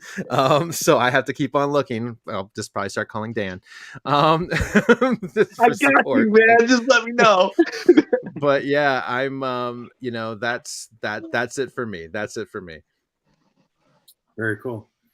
So really quick, before I show mine, I wanted to address this comment.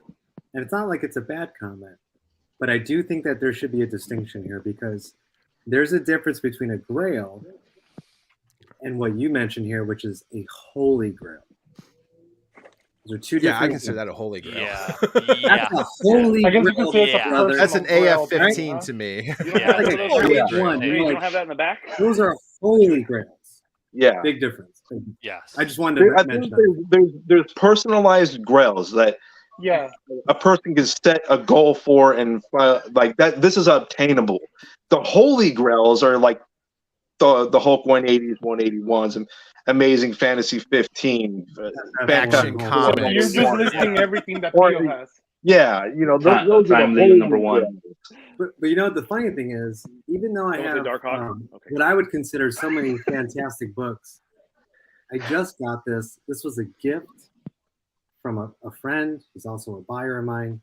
He knows how much I love genre. Yeah, I saw that when you put that. And he took this with him to the red carpet premiere in New York and had Keanu Reeves sign this. Damn. That's so awesome. Wow. Now, that's so cool. If anybody knows me, you know how much I love this fucking character. So this, to me... you look like him. We know. This is like a holy thing. You know what I mean? Dude. This is one of my favorite books in my collection. That's awesome. I'll clap it up. My phone wasn't dying. Hands down. Yeah, I dive. That's for awesome, That's dope, dude. That is dope. That is 100% dope. Oh man, no. All right, hey guys, I gotta hop off. Brandon, I'll keep you in mind too. Much love, brother. Thank you for joining. Take care, Scott. Take care, brother. I'll be in the DMs. Bye. All right, hit me in the DMs. Find those DMs. Bye, guys. Let's find those lunch breaks again. Yes. And then there were 7.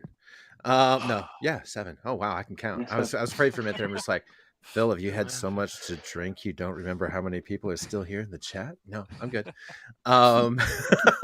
Quick Powerball. Yeah, it's going to take that for a lot of those Holy Grails out there. I mean, we've all got those super books that we want at the end of the day. That would be awesome to get. But you almost put them in such an unattainable place. You don't let them. You don't obsess over them the same way as to the things that you make goals for. So yeah, it's. I can see the difference, 100%. So do we have another question next, Theo? Do we got anything else? We do. How much joy do you get from completing an older run of comics? Those ones that you think you will be looking for forever to finish getting them all. So I guess Is anybody here chasing runs? I'm gonna let Dan go real quick first because I saw his face just like, oh god, I have an answer for this. Oh, I don't think anybody here looking at the screen was just like, I think they're gonna call on Dan because he was just like, go for it, brother. That's one of my biggest things is chasing series, is chasing not just a run, but a whole series. And so the first ones I completed was Witchblade, 185 issues, plus variants and everything like that. And eventually I'll get some more of the variants and stuff, which, will trickle in here and there and stuff. But finding those books again, like just like the Grails that I would want to find. I want to find them out in the wild. I'm going to shops. I'm going to cons, swap meets, all this stuff to find that stuff. I don't care what grade it's in. And I'm ticking it off my thing. I might upgrade later, but that can come later. Witchblade was one that I completed last year. The Darkness Volume 1 was another one that I completed last year. And then I work on other ones, shorter series like that. So many. Phil, Gen 13, the Gen 13 books, finding the later issues, and it's like 70 plus issues, I think. It's either 70 or like 65-ish or something like that. Those later issues of Gen 13, not easy to find. A lot of the 90s stuff, not easy to find and not readily available because a lot of shops, and I've been to a lot out here in Southern California, a lot of them tell me I have that stuff in storage, or I don't have it here, or it's there, or whatever. And they're like, "Why are you looking for that?" And they're like, Nobody "Oh, go check the dollar bin." But you, because you're the only one buying them, Dan. Well, hey, there'd be two people buying them if those damn shops had it open. So exactly. Yeah. So the Gen 13 stuff. Oh my gosh, the Authority stuff. When I complete a run too, or it's something that I have a goal-oriented thing in my head that when I go to a shop, I can spend more time there because I'm like, oh, you know what? I want to fill in this run or this series. So it's just something that adds on to collecting where I can. Yeah. I'm digging through bins and I'm like, oh, you know what? I'll take these and these, and I'm having conversations about all kinds of different books when I'm at a shop with other people. Like, oh, what are you finding or collecting? Oh, I'm picking up this, and why am I getting this? Well, this, and this. So I have all the reasons, and I have so many conversations, and can spend so much time at a shop. Just having those little conversations based off of those achievements that I want to get. Right? Quickly, yesterday I visited 13 shops out here in Southern California. It'll be a really quick. Are you competing with Bueller? Should we a little bit? Bueller, whenever you're in SoCal in Southern California, is this the new rivalry in comics now? Like, who can hit the most shops in a day? Well, I have gotten 20 in a day out here, so that's up there. Right. 20 are they on the same 20. Street? What the? I have the footage. Yeah. I have the footage. I saw. I don't know how you did it. You spent way more on gas than you did on comics. I can tell you that. I did. So yeah, that's my thing about runs and series and everything. It's something. It's an achievement. It's a goal, and when you do complete that, and you find those last issues in a dollar bin or whatever, and I've had it a couple of times. I'm like freaking out. I'm sweating. I'm like, oh my god, I finally did it. I got them all. Heck yeah, dude. Rip, how about you, buddy?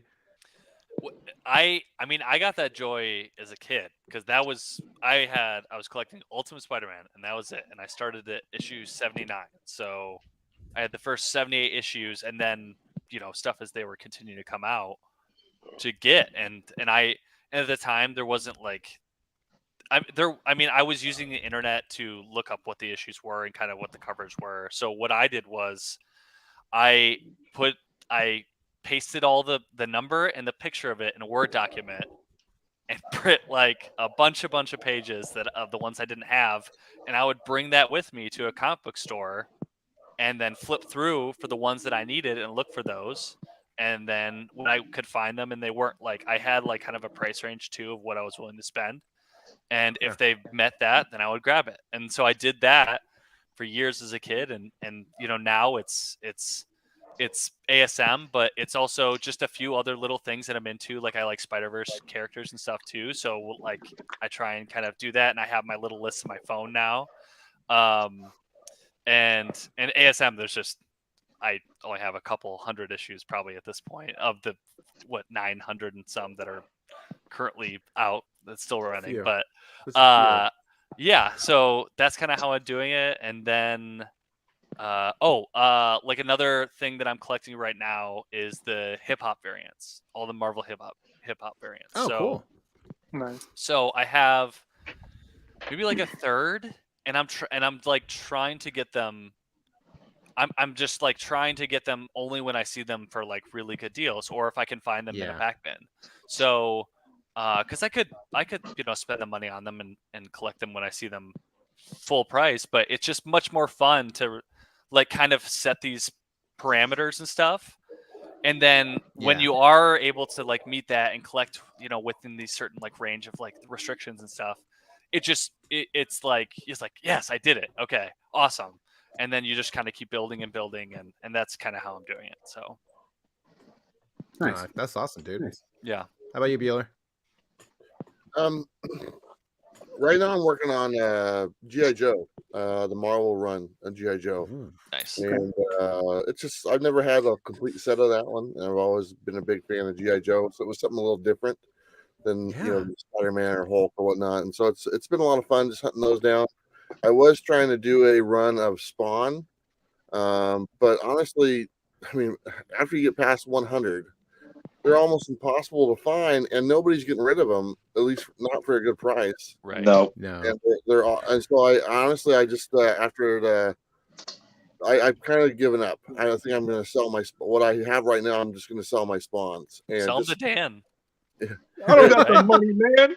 I don't got the money. I'm going to be probably doing Go get another car, okay? Real quick. Yeah. You can buy another vehicle with all those Spawns, probably. Yeah. But I mean, seriously, just going, I was thinking last year through all my travels, going to all these different shops and barely seeing anything between issue 100 and 280 on the shelves or in the boxes. It's like these are going to be impossible to find because nobody's getting rid of them. They're holding on to them, or they're asking like a ton of money for them, which is they're a really good investment. I would tell anyone right now, if you want to invest in books, just regular books, invest in the Spawn run because you can find them for a good price. Get them. Yeah, it's finding high grade too. Right. Yeah. So most of those covers are like black or white. I mean, right. Yeah. So I think I'm giving up on Spawn, so I'm just going to stick with G.I. Joe, and here and there I pick up a couple, and I think there's only like 150 in that run, so I think I have about half. Okay. And I have a couple of the keys, so I'm all right. And then as far as like modern books, like I'm collecting the Walking Dead Deluxe run right now. I'm trying to put together a few of those as they come out. The color version. Yeah. Nice. So I never read those when they were, that wasn't my time when I was in comics. So I figured, since they're releasing them every 2 weeks, I'm trying to pick them up as I go along. So I think they're up to issue 60 right now. So I think so. Damn. Yeah. But that's about it. Well, every 2 weeks they're catching up fast. Luckily they're all done already. Yeah, that's true. It's the first thing by Image that runs on time all the time now. Right. It's like, luckily the series is complete, so we can actually pump it out when it's supposed to go. Sorry, that was rude. I apologize, Image. No, I don't. I'm sorry. There we go, Theo. Another person never sponsor us ever again, just like Roku. I'm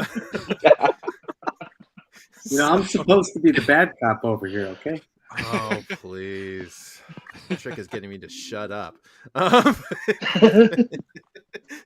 How about you, Vin? What do you? How about you, Vin? Well, I'm a sucker for like cartoons, so I've been trying to get the whole thing for the Batman Adventures.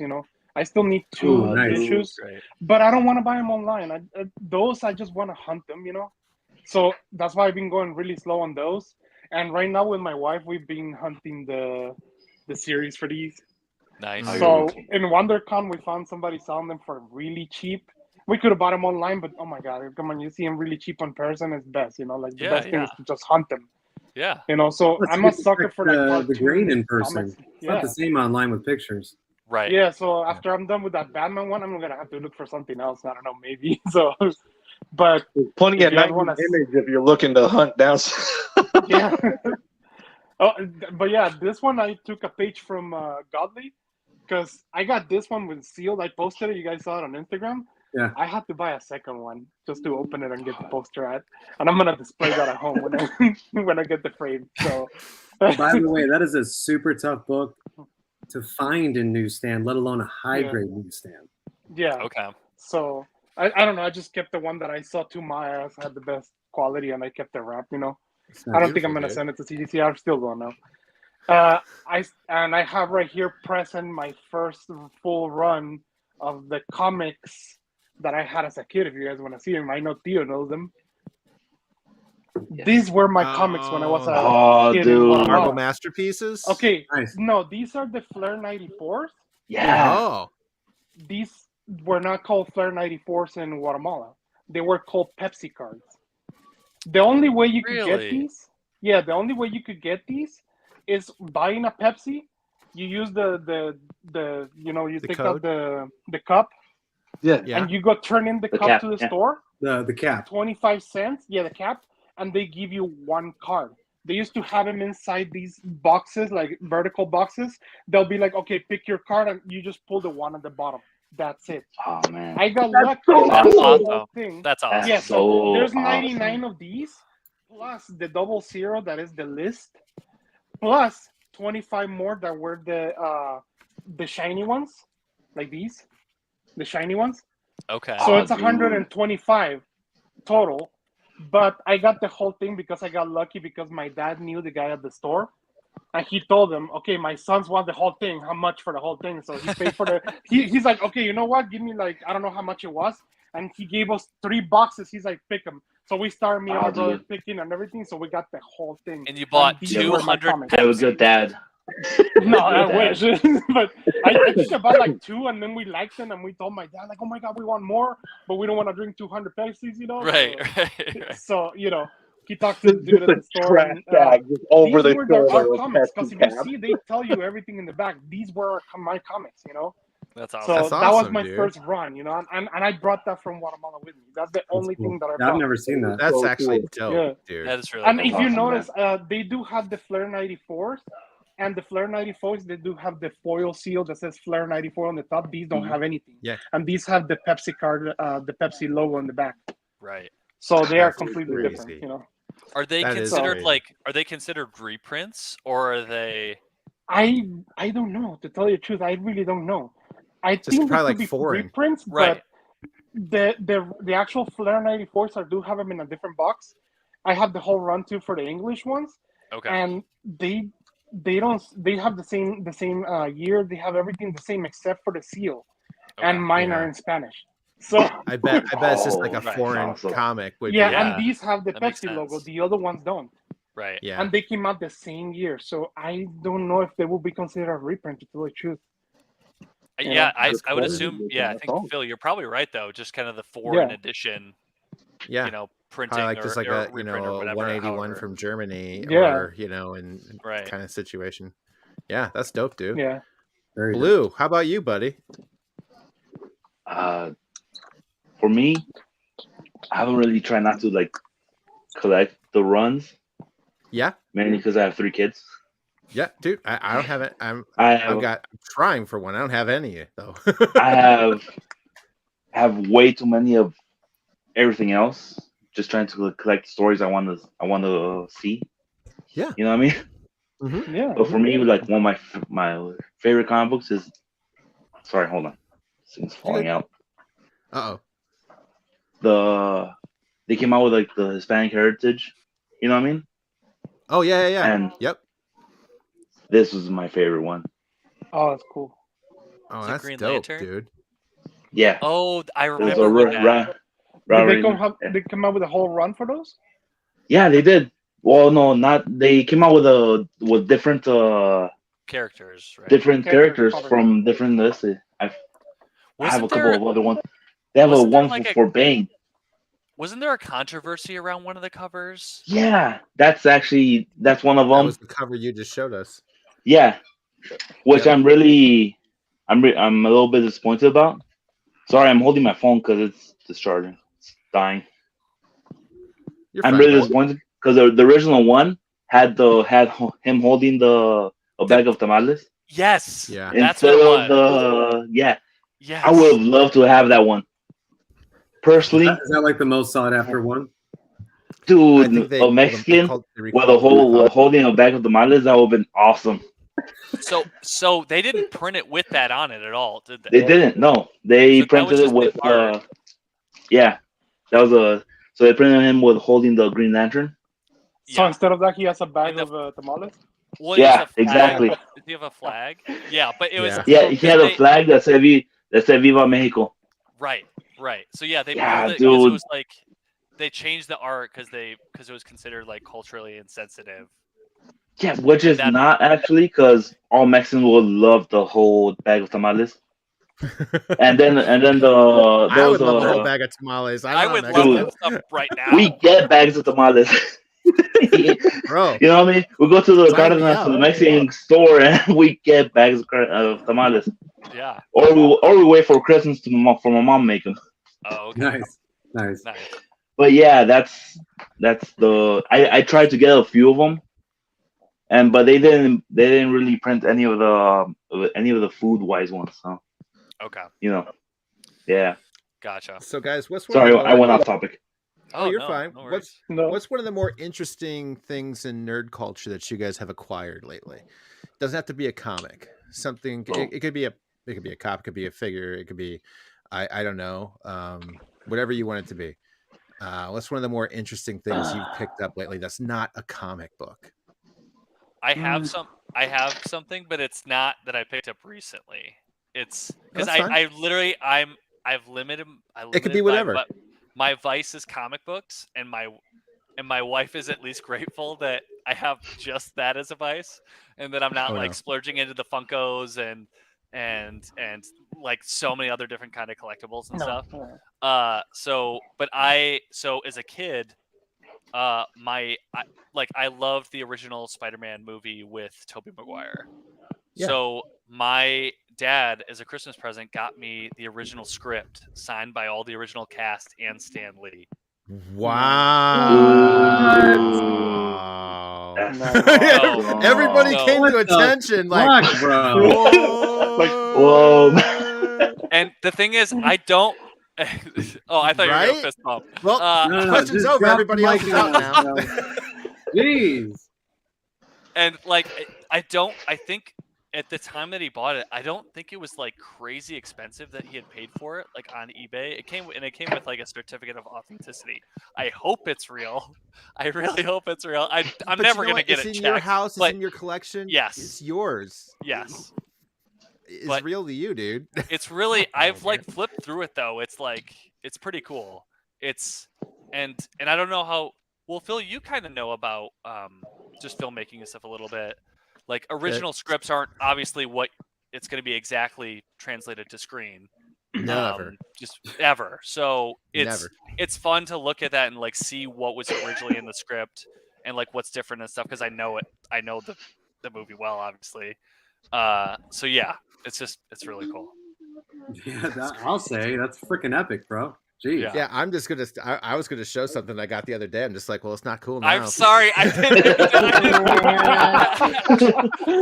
mean to do that. I thought of like the topic so that he could show off. And I did, man. I have something really proud of. I haven't gotten to show anybody but Theo, and all of a sudden he was just like, oh, well, I got the entire cast to sign a script for the first Spider-Man movie. Like, well, fuck it, I'm out. Well, fuck me, man. Well, I'm not going next. Somebody else is up next. I'm Bueller, sorry, I ruined this whole segment. Yeah. Bueller, you're up. Yeah, pass. Oh, got a nice sword there. I'll pass on this one. You should have saved him for last. I know, right? He's just like, I'm sorry.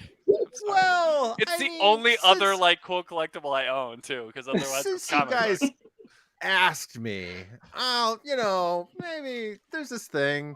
You'll probably think it's dumb. Well, here, Spider-Man. Does it have to be a recent one? No, it could be anything cool that you've got lately that you haven't. All right, that's not a comic book. I'm gonna go get mine somebody else go next. I'll be right back. Okay. I have something that I don't know if it's legitimized. Oh, well, it's not there. Well, I got a couple of things, I guess. That looks like I might go in that Hummer right there for my wife's birthday. The Hummer Simpson. I got this. Oh, that's cool. Oh, that's cool. Oh, that's so cool. So this guy met at Kim's Art Comics, which is not a shop that's open anymore in this area, but they're still going to be trying to move some things around and open their shop up back again. But anyways, was there when this guy was there, and he was like, "Oh yeah, I draw for The Simpsons," and I'm like, "Are you serious?" And he's like, "Yeah. So you want to like me to draw something for you?" I'm like, "Yes, absolutely."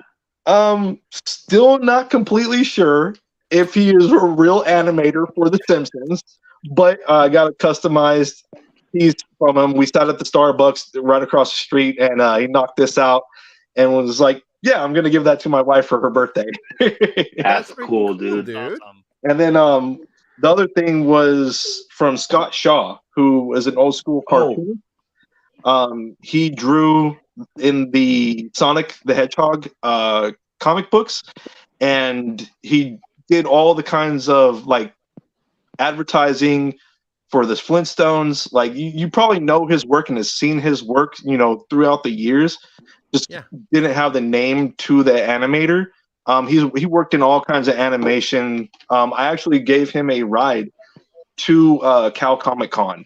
That's cool. Which was not too long ago. So I got to pick him up and take him to the con and everything, and drive him back home and stuff. And we talked comics, and I let the man talk. He has all the stories in the world, and Scott Shaw is like now one of my most favorite people.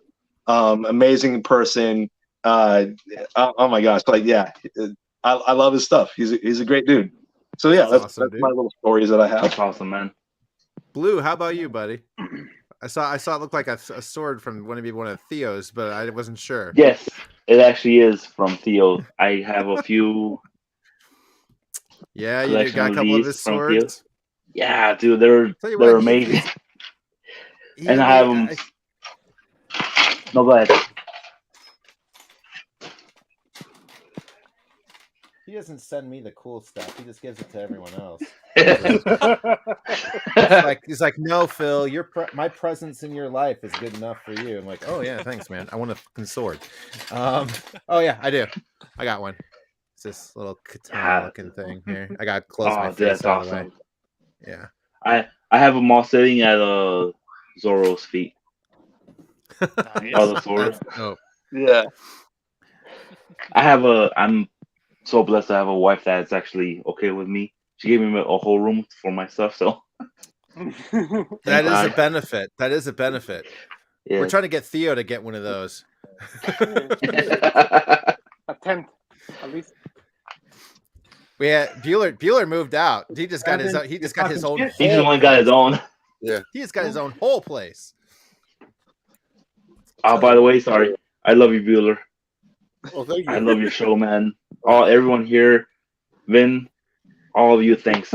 I watch you guys I follow you guys on Instagram. Thank you, man. Dude, we're just glad you came out. We love it when people are actually answering the call when we say like, "Hey, come in and join and hang out." This is what it's all about. It's all about community and having some friends and some fun, dude. So yeah, I love it. Anytime you want to hop in, you just let us know. Thanks. They give me an excuse to drink my beer.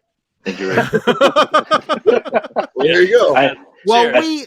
We love our contribution to alcohol consumption, folks. There you go. Thank you, man. And consumption. That should be the name. I love that you guys are like hella good people everywhere. Thanks. Thank you. And thank you, brother. Yeah. Sorry. Vin, how about you, buddy? Me? Yeah. I don't know. I don't have anything cool except for what you guys seen. Brother, you toured. You toured us around your room and your whole house. Yeah, look at your and wall. I didn't see a room that wasn't covered in collectibles. And look around real quick. One of these. For cool stuff. That's awesome.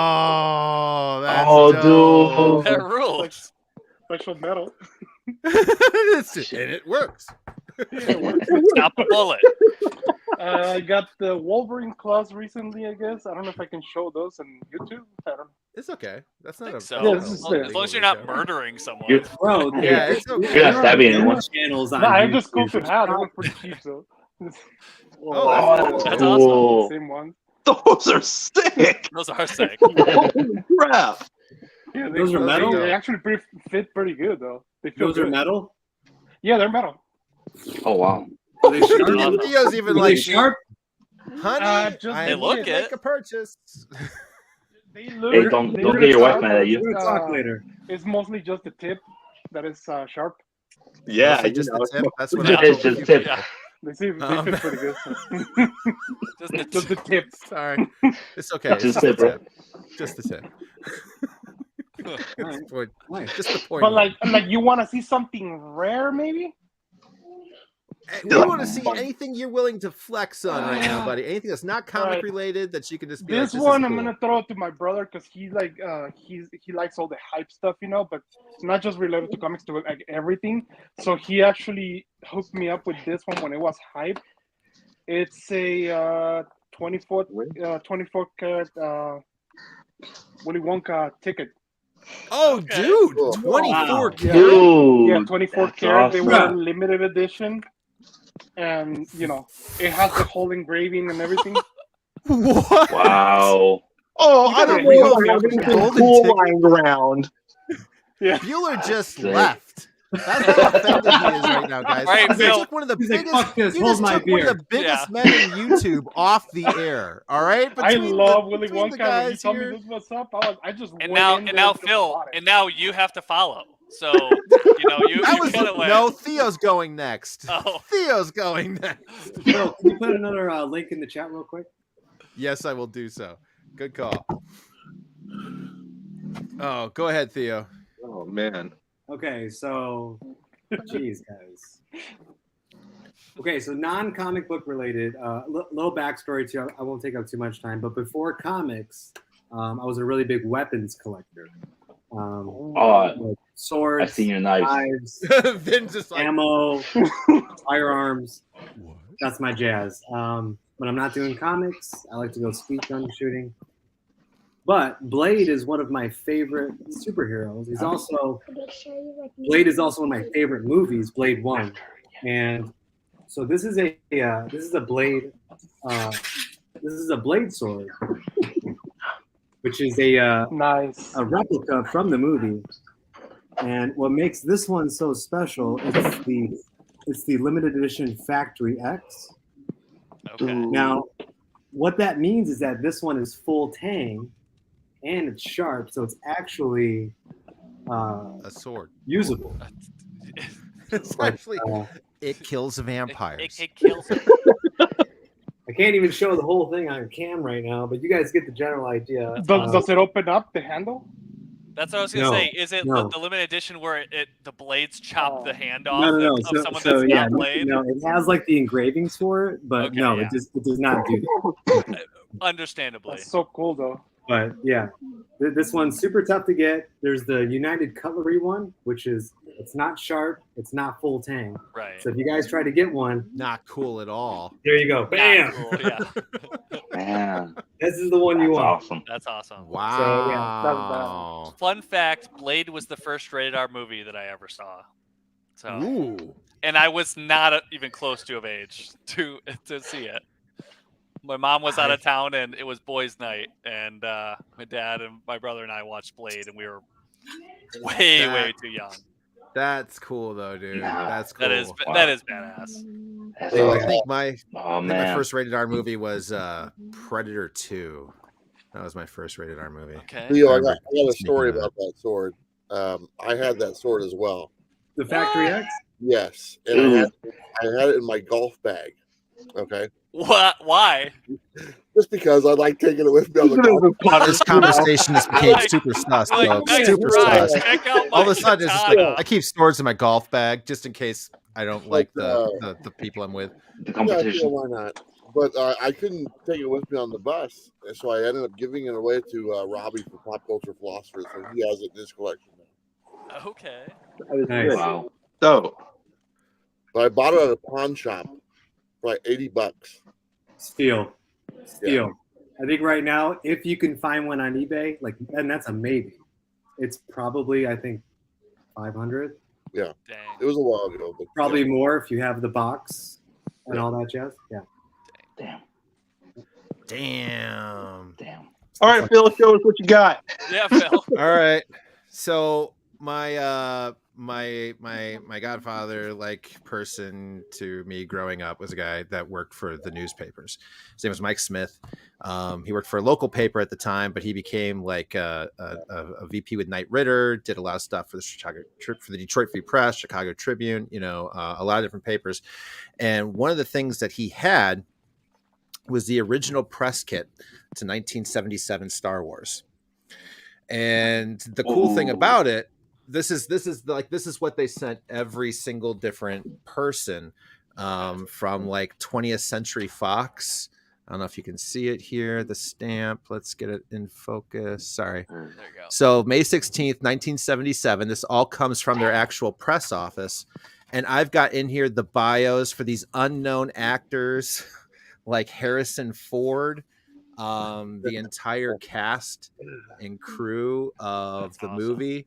And what's really neat though are like the original like lithographs from the newspapers. Those are in here. That's right. The line for people going to go see it, right, came out at the same time as Godfather. Nice. But also to like actual set stock photos. Man, you should frame some of those like that. Yeah, one. That's awesome. Here's the crew in the Millennium Falcon. Should get those graded. Damn. Dude, they're all marked. PSA does that. Okay. Let me try it here. Okay. You should get them framed. They're all marked for where they were being printed and put in these different magazines and TVs, just like you can see the sizing for what they had to do to choose what pages they went on, where they could actually map them in. And then the interview with people like Carrie Fisher that was actually sitting with him, Harrison Ford. The Harrison Ford PSA authenticated graded, right? Yeah, Mark Hamill when he was doing the interview there in Chicago. Jeez. But there's all kinds of parts and pieces from the first movie in this book, including like the variety. This is one of my favorites. I love Peter Cushing. I'm not putting them in the same picture together, all right? We'll talk about that. I love Peter Cushing. Wow. It's the old vampire movies. I don't know if you remember, but he was basically the guy hunting Dracula in every single movie back from those days. Okay. So seeing these pictures of him as Moff Tarkin is just super intimidating and dope. But at any rate, too, I mean, they've all got their interviews in here. And like I said, too, it had the first biography of, like I said, a little known actor coming back from hiatus at the age of 40 as a carpenter, being this guy named Han Solo, who's obviously Harrison Ford. But yeah, they're all typed up. They're all in here. And that was something that was just sent to me and I picked up yesterday. I got that. And this is probably one of the coolest things in my Star Wars collection right now. And I've got a lot of weird stuff. This is one of my new favorites. That's awesome. So I'm trying to read it all. Man, you gotta get some of those graded or at least framed, Yeah. Yeah. There's going to be a lot of new frames. Super dope. Yeah, I have. This is the one. He's busting out the goodies. Those gliding that I have autographed by Harrison Ford. Awesome. Oh, dude. That's so cool. Yeah. But so I was a Star Wars nerd. Even when I quit comics, I'd never quit Star Wars. That was my one thing. I can quit a few things, but I could not quit Star Wars. So Star Wars was forever for me. So that was something I never left. So I've got all kinds of Star Wars stuff. That's like me with X-Men. Just never went away. Yep. Some things, I mean, you can quit collecting the actual books, but you see the things, you're like, I'm getting that. Yeah. It must be mine. Yeah. Yep. I'll get out the Darksaber some other time. That's my That's one of my favorite things. I gotta find my old lightsaber. I got my buddy had a Star Wars themed wedding that I was in, and so all the groomsmen and bridesmaids got like lightsabers, and we did like a staged fight like before the reception. So that's dope.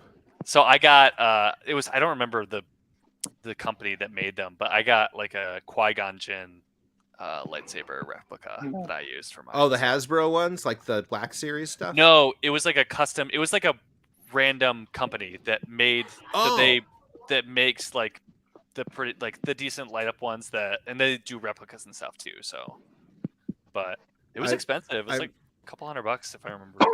They're not cheap. I'm working with somebody right now who's thinking about sponsoring our Star Wars show for a few free lightsabers. So shameless plug for our Thursdays. Okay. Might have some cool lightsabers coming up in stock if we just don't decide to keep them ourselves.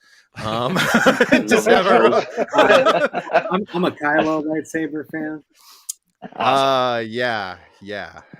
They've got one of every kind, dude. So it looked pretty dope. But yeah. Something about that distorted sound.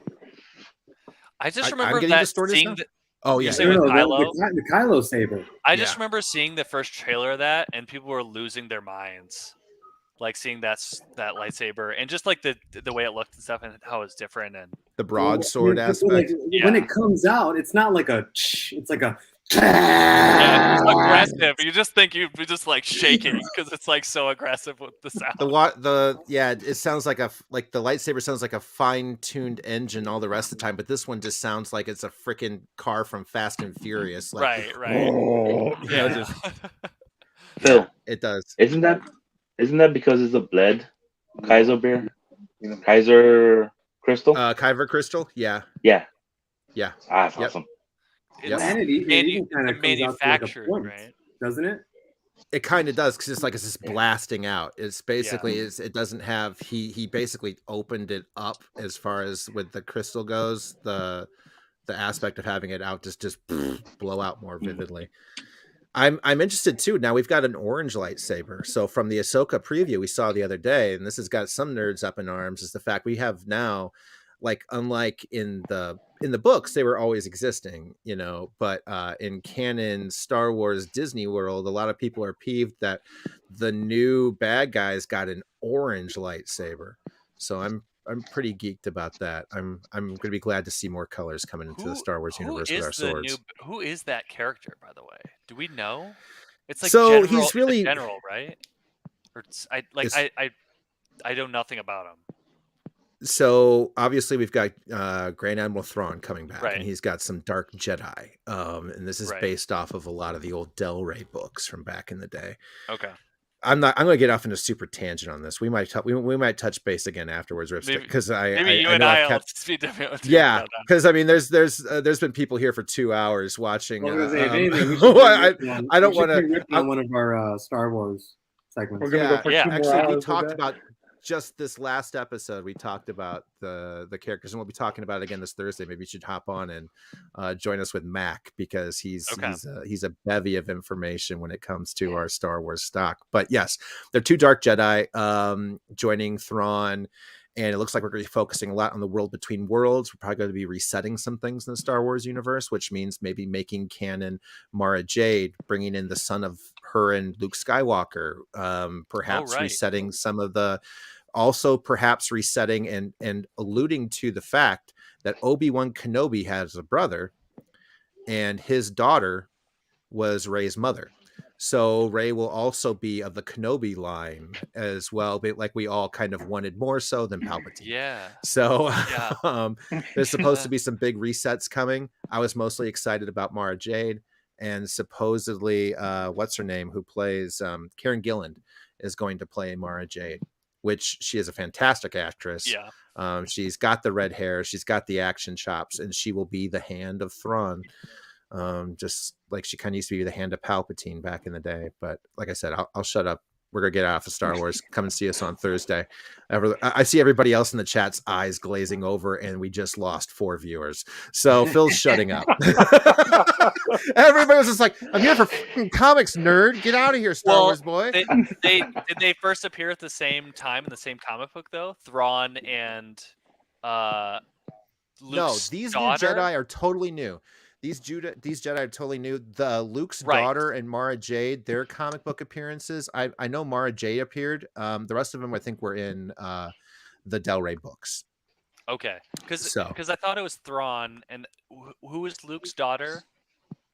Luke doesn't have a daughter. Or who no, that would be his wife. His wife. Okay, she becomes his wife. Yeah, gotcha. Mara Jade becomes his wife. Yep. I think she appears in the same first appearance as Thrawn. An heir to the Empire, right? Maybe. I don't know.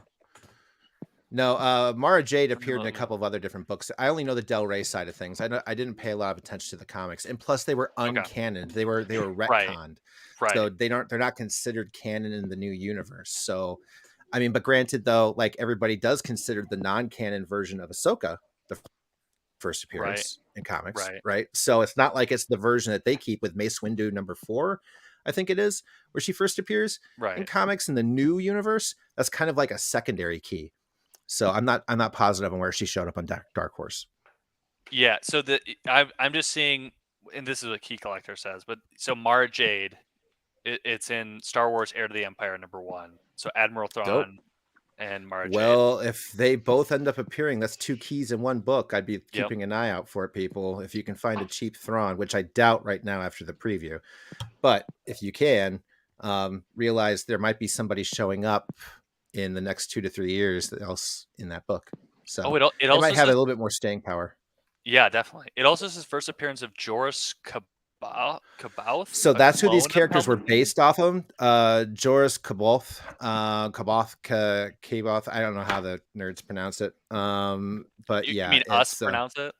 Yeah, I mean like the real star. Yeah, there's bigger ones.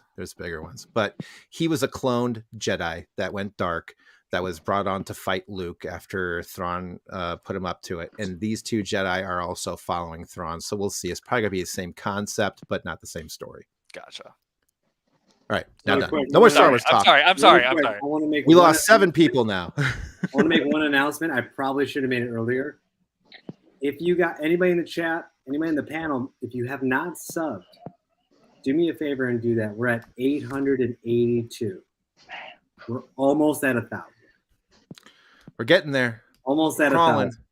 Then, I think last time we had Bueller on, we only had 200, so we're working. Bueller was one of our first guests, ladies and gentlemen. So he was in there the first class, first couple weeks as well, right? Hit the like if you're in the chat right now. Really need to go. Yeah, please hit the like. Gotta do it. Oh yeah, smash the like, drop a comment after it's posted, and I think we still got to talk about what we're gonna do at 1,000. We got to do something. I don't know what we're going to do at 1,000.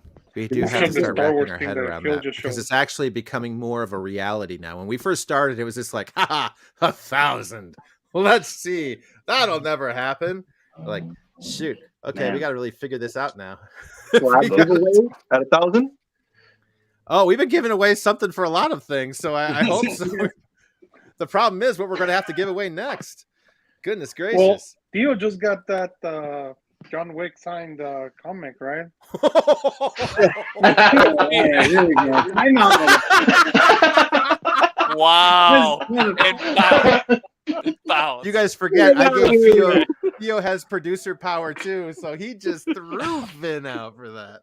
Oh, I thought he was dropping that and like he was just leaving. I thought he went out on his own accord. No, Vin didn't run. Theo was just like, see you outside, pal. Yeah, no. Definitely negative. That's negative, folks. Yeah, we'll figure out something good though. Negative Ghost Rider.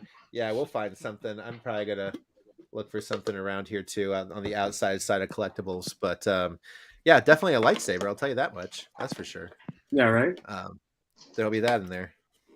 And we're just over 2 hours now. So why don't we get everybody that's on here? Do you guys want to go and plug in Bueller? For those that don't know you, what you got going on in the future, and where can people find you? Well, I'm actually hitting the road next week or this coming week for my year 2 Bueller Bus Express tour, whatever you want to call it. So starting probably Wednesday, I will be on the road again, going towards going through Boise, going through Utah, Colorado, Texas. So some that's what I'm kind of going to be doing. So when are you going to make it out to Michigan, bro? Yeah. I was in Michigan. I went to Kalamazoo, Michigan. I went to that one place that does the videos for their comics, Fanfare, fan something or whatnot. Oh, the thing in Detroit. I think so. Yeah. Fantastic Comics, the documentary that's selling Superman thing. No. I was at a comic shop.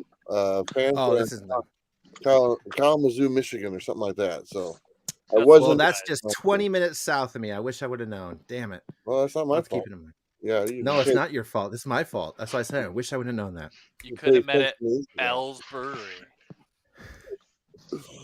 But anyway, that's what I'm gonna be doing. I'm looking forward to my year 2. Getting the road. Luckily, Dynamite stepped up and took the place of Whatnot, so I'm good to go. And I got a really good deal with them and others, and so I'm financed enough to do another year tour. So that's what I'm going to be doing. So I'm looking forward to it. Heck yeah, dude! Congrats on that. Congrats. Thank you. How about you, Rip It? What you got coming up? Where can people find you? My schedule is taking care of my child.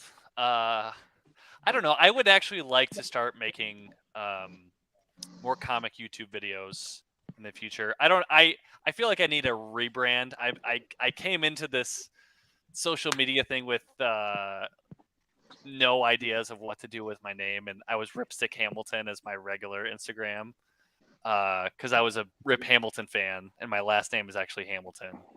So, and I rode a Ripstick, the stupid skateboard, in like high school and college. So that's how the Ripstick Hamilton thing came to be. And then it's like, oh, Ripstick Comics. That's who cares, And then now I'm like fully invested. So I'll probably rebrand, but who knows? Ripstick Comics if you want to follow me on Instagram.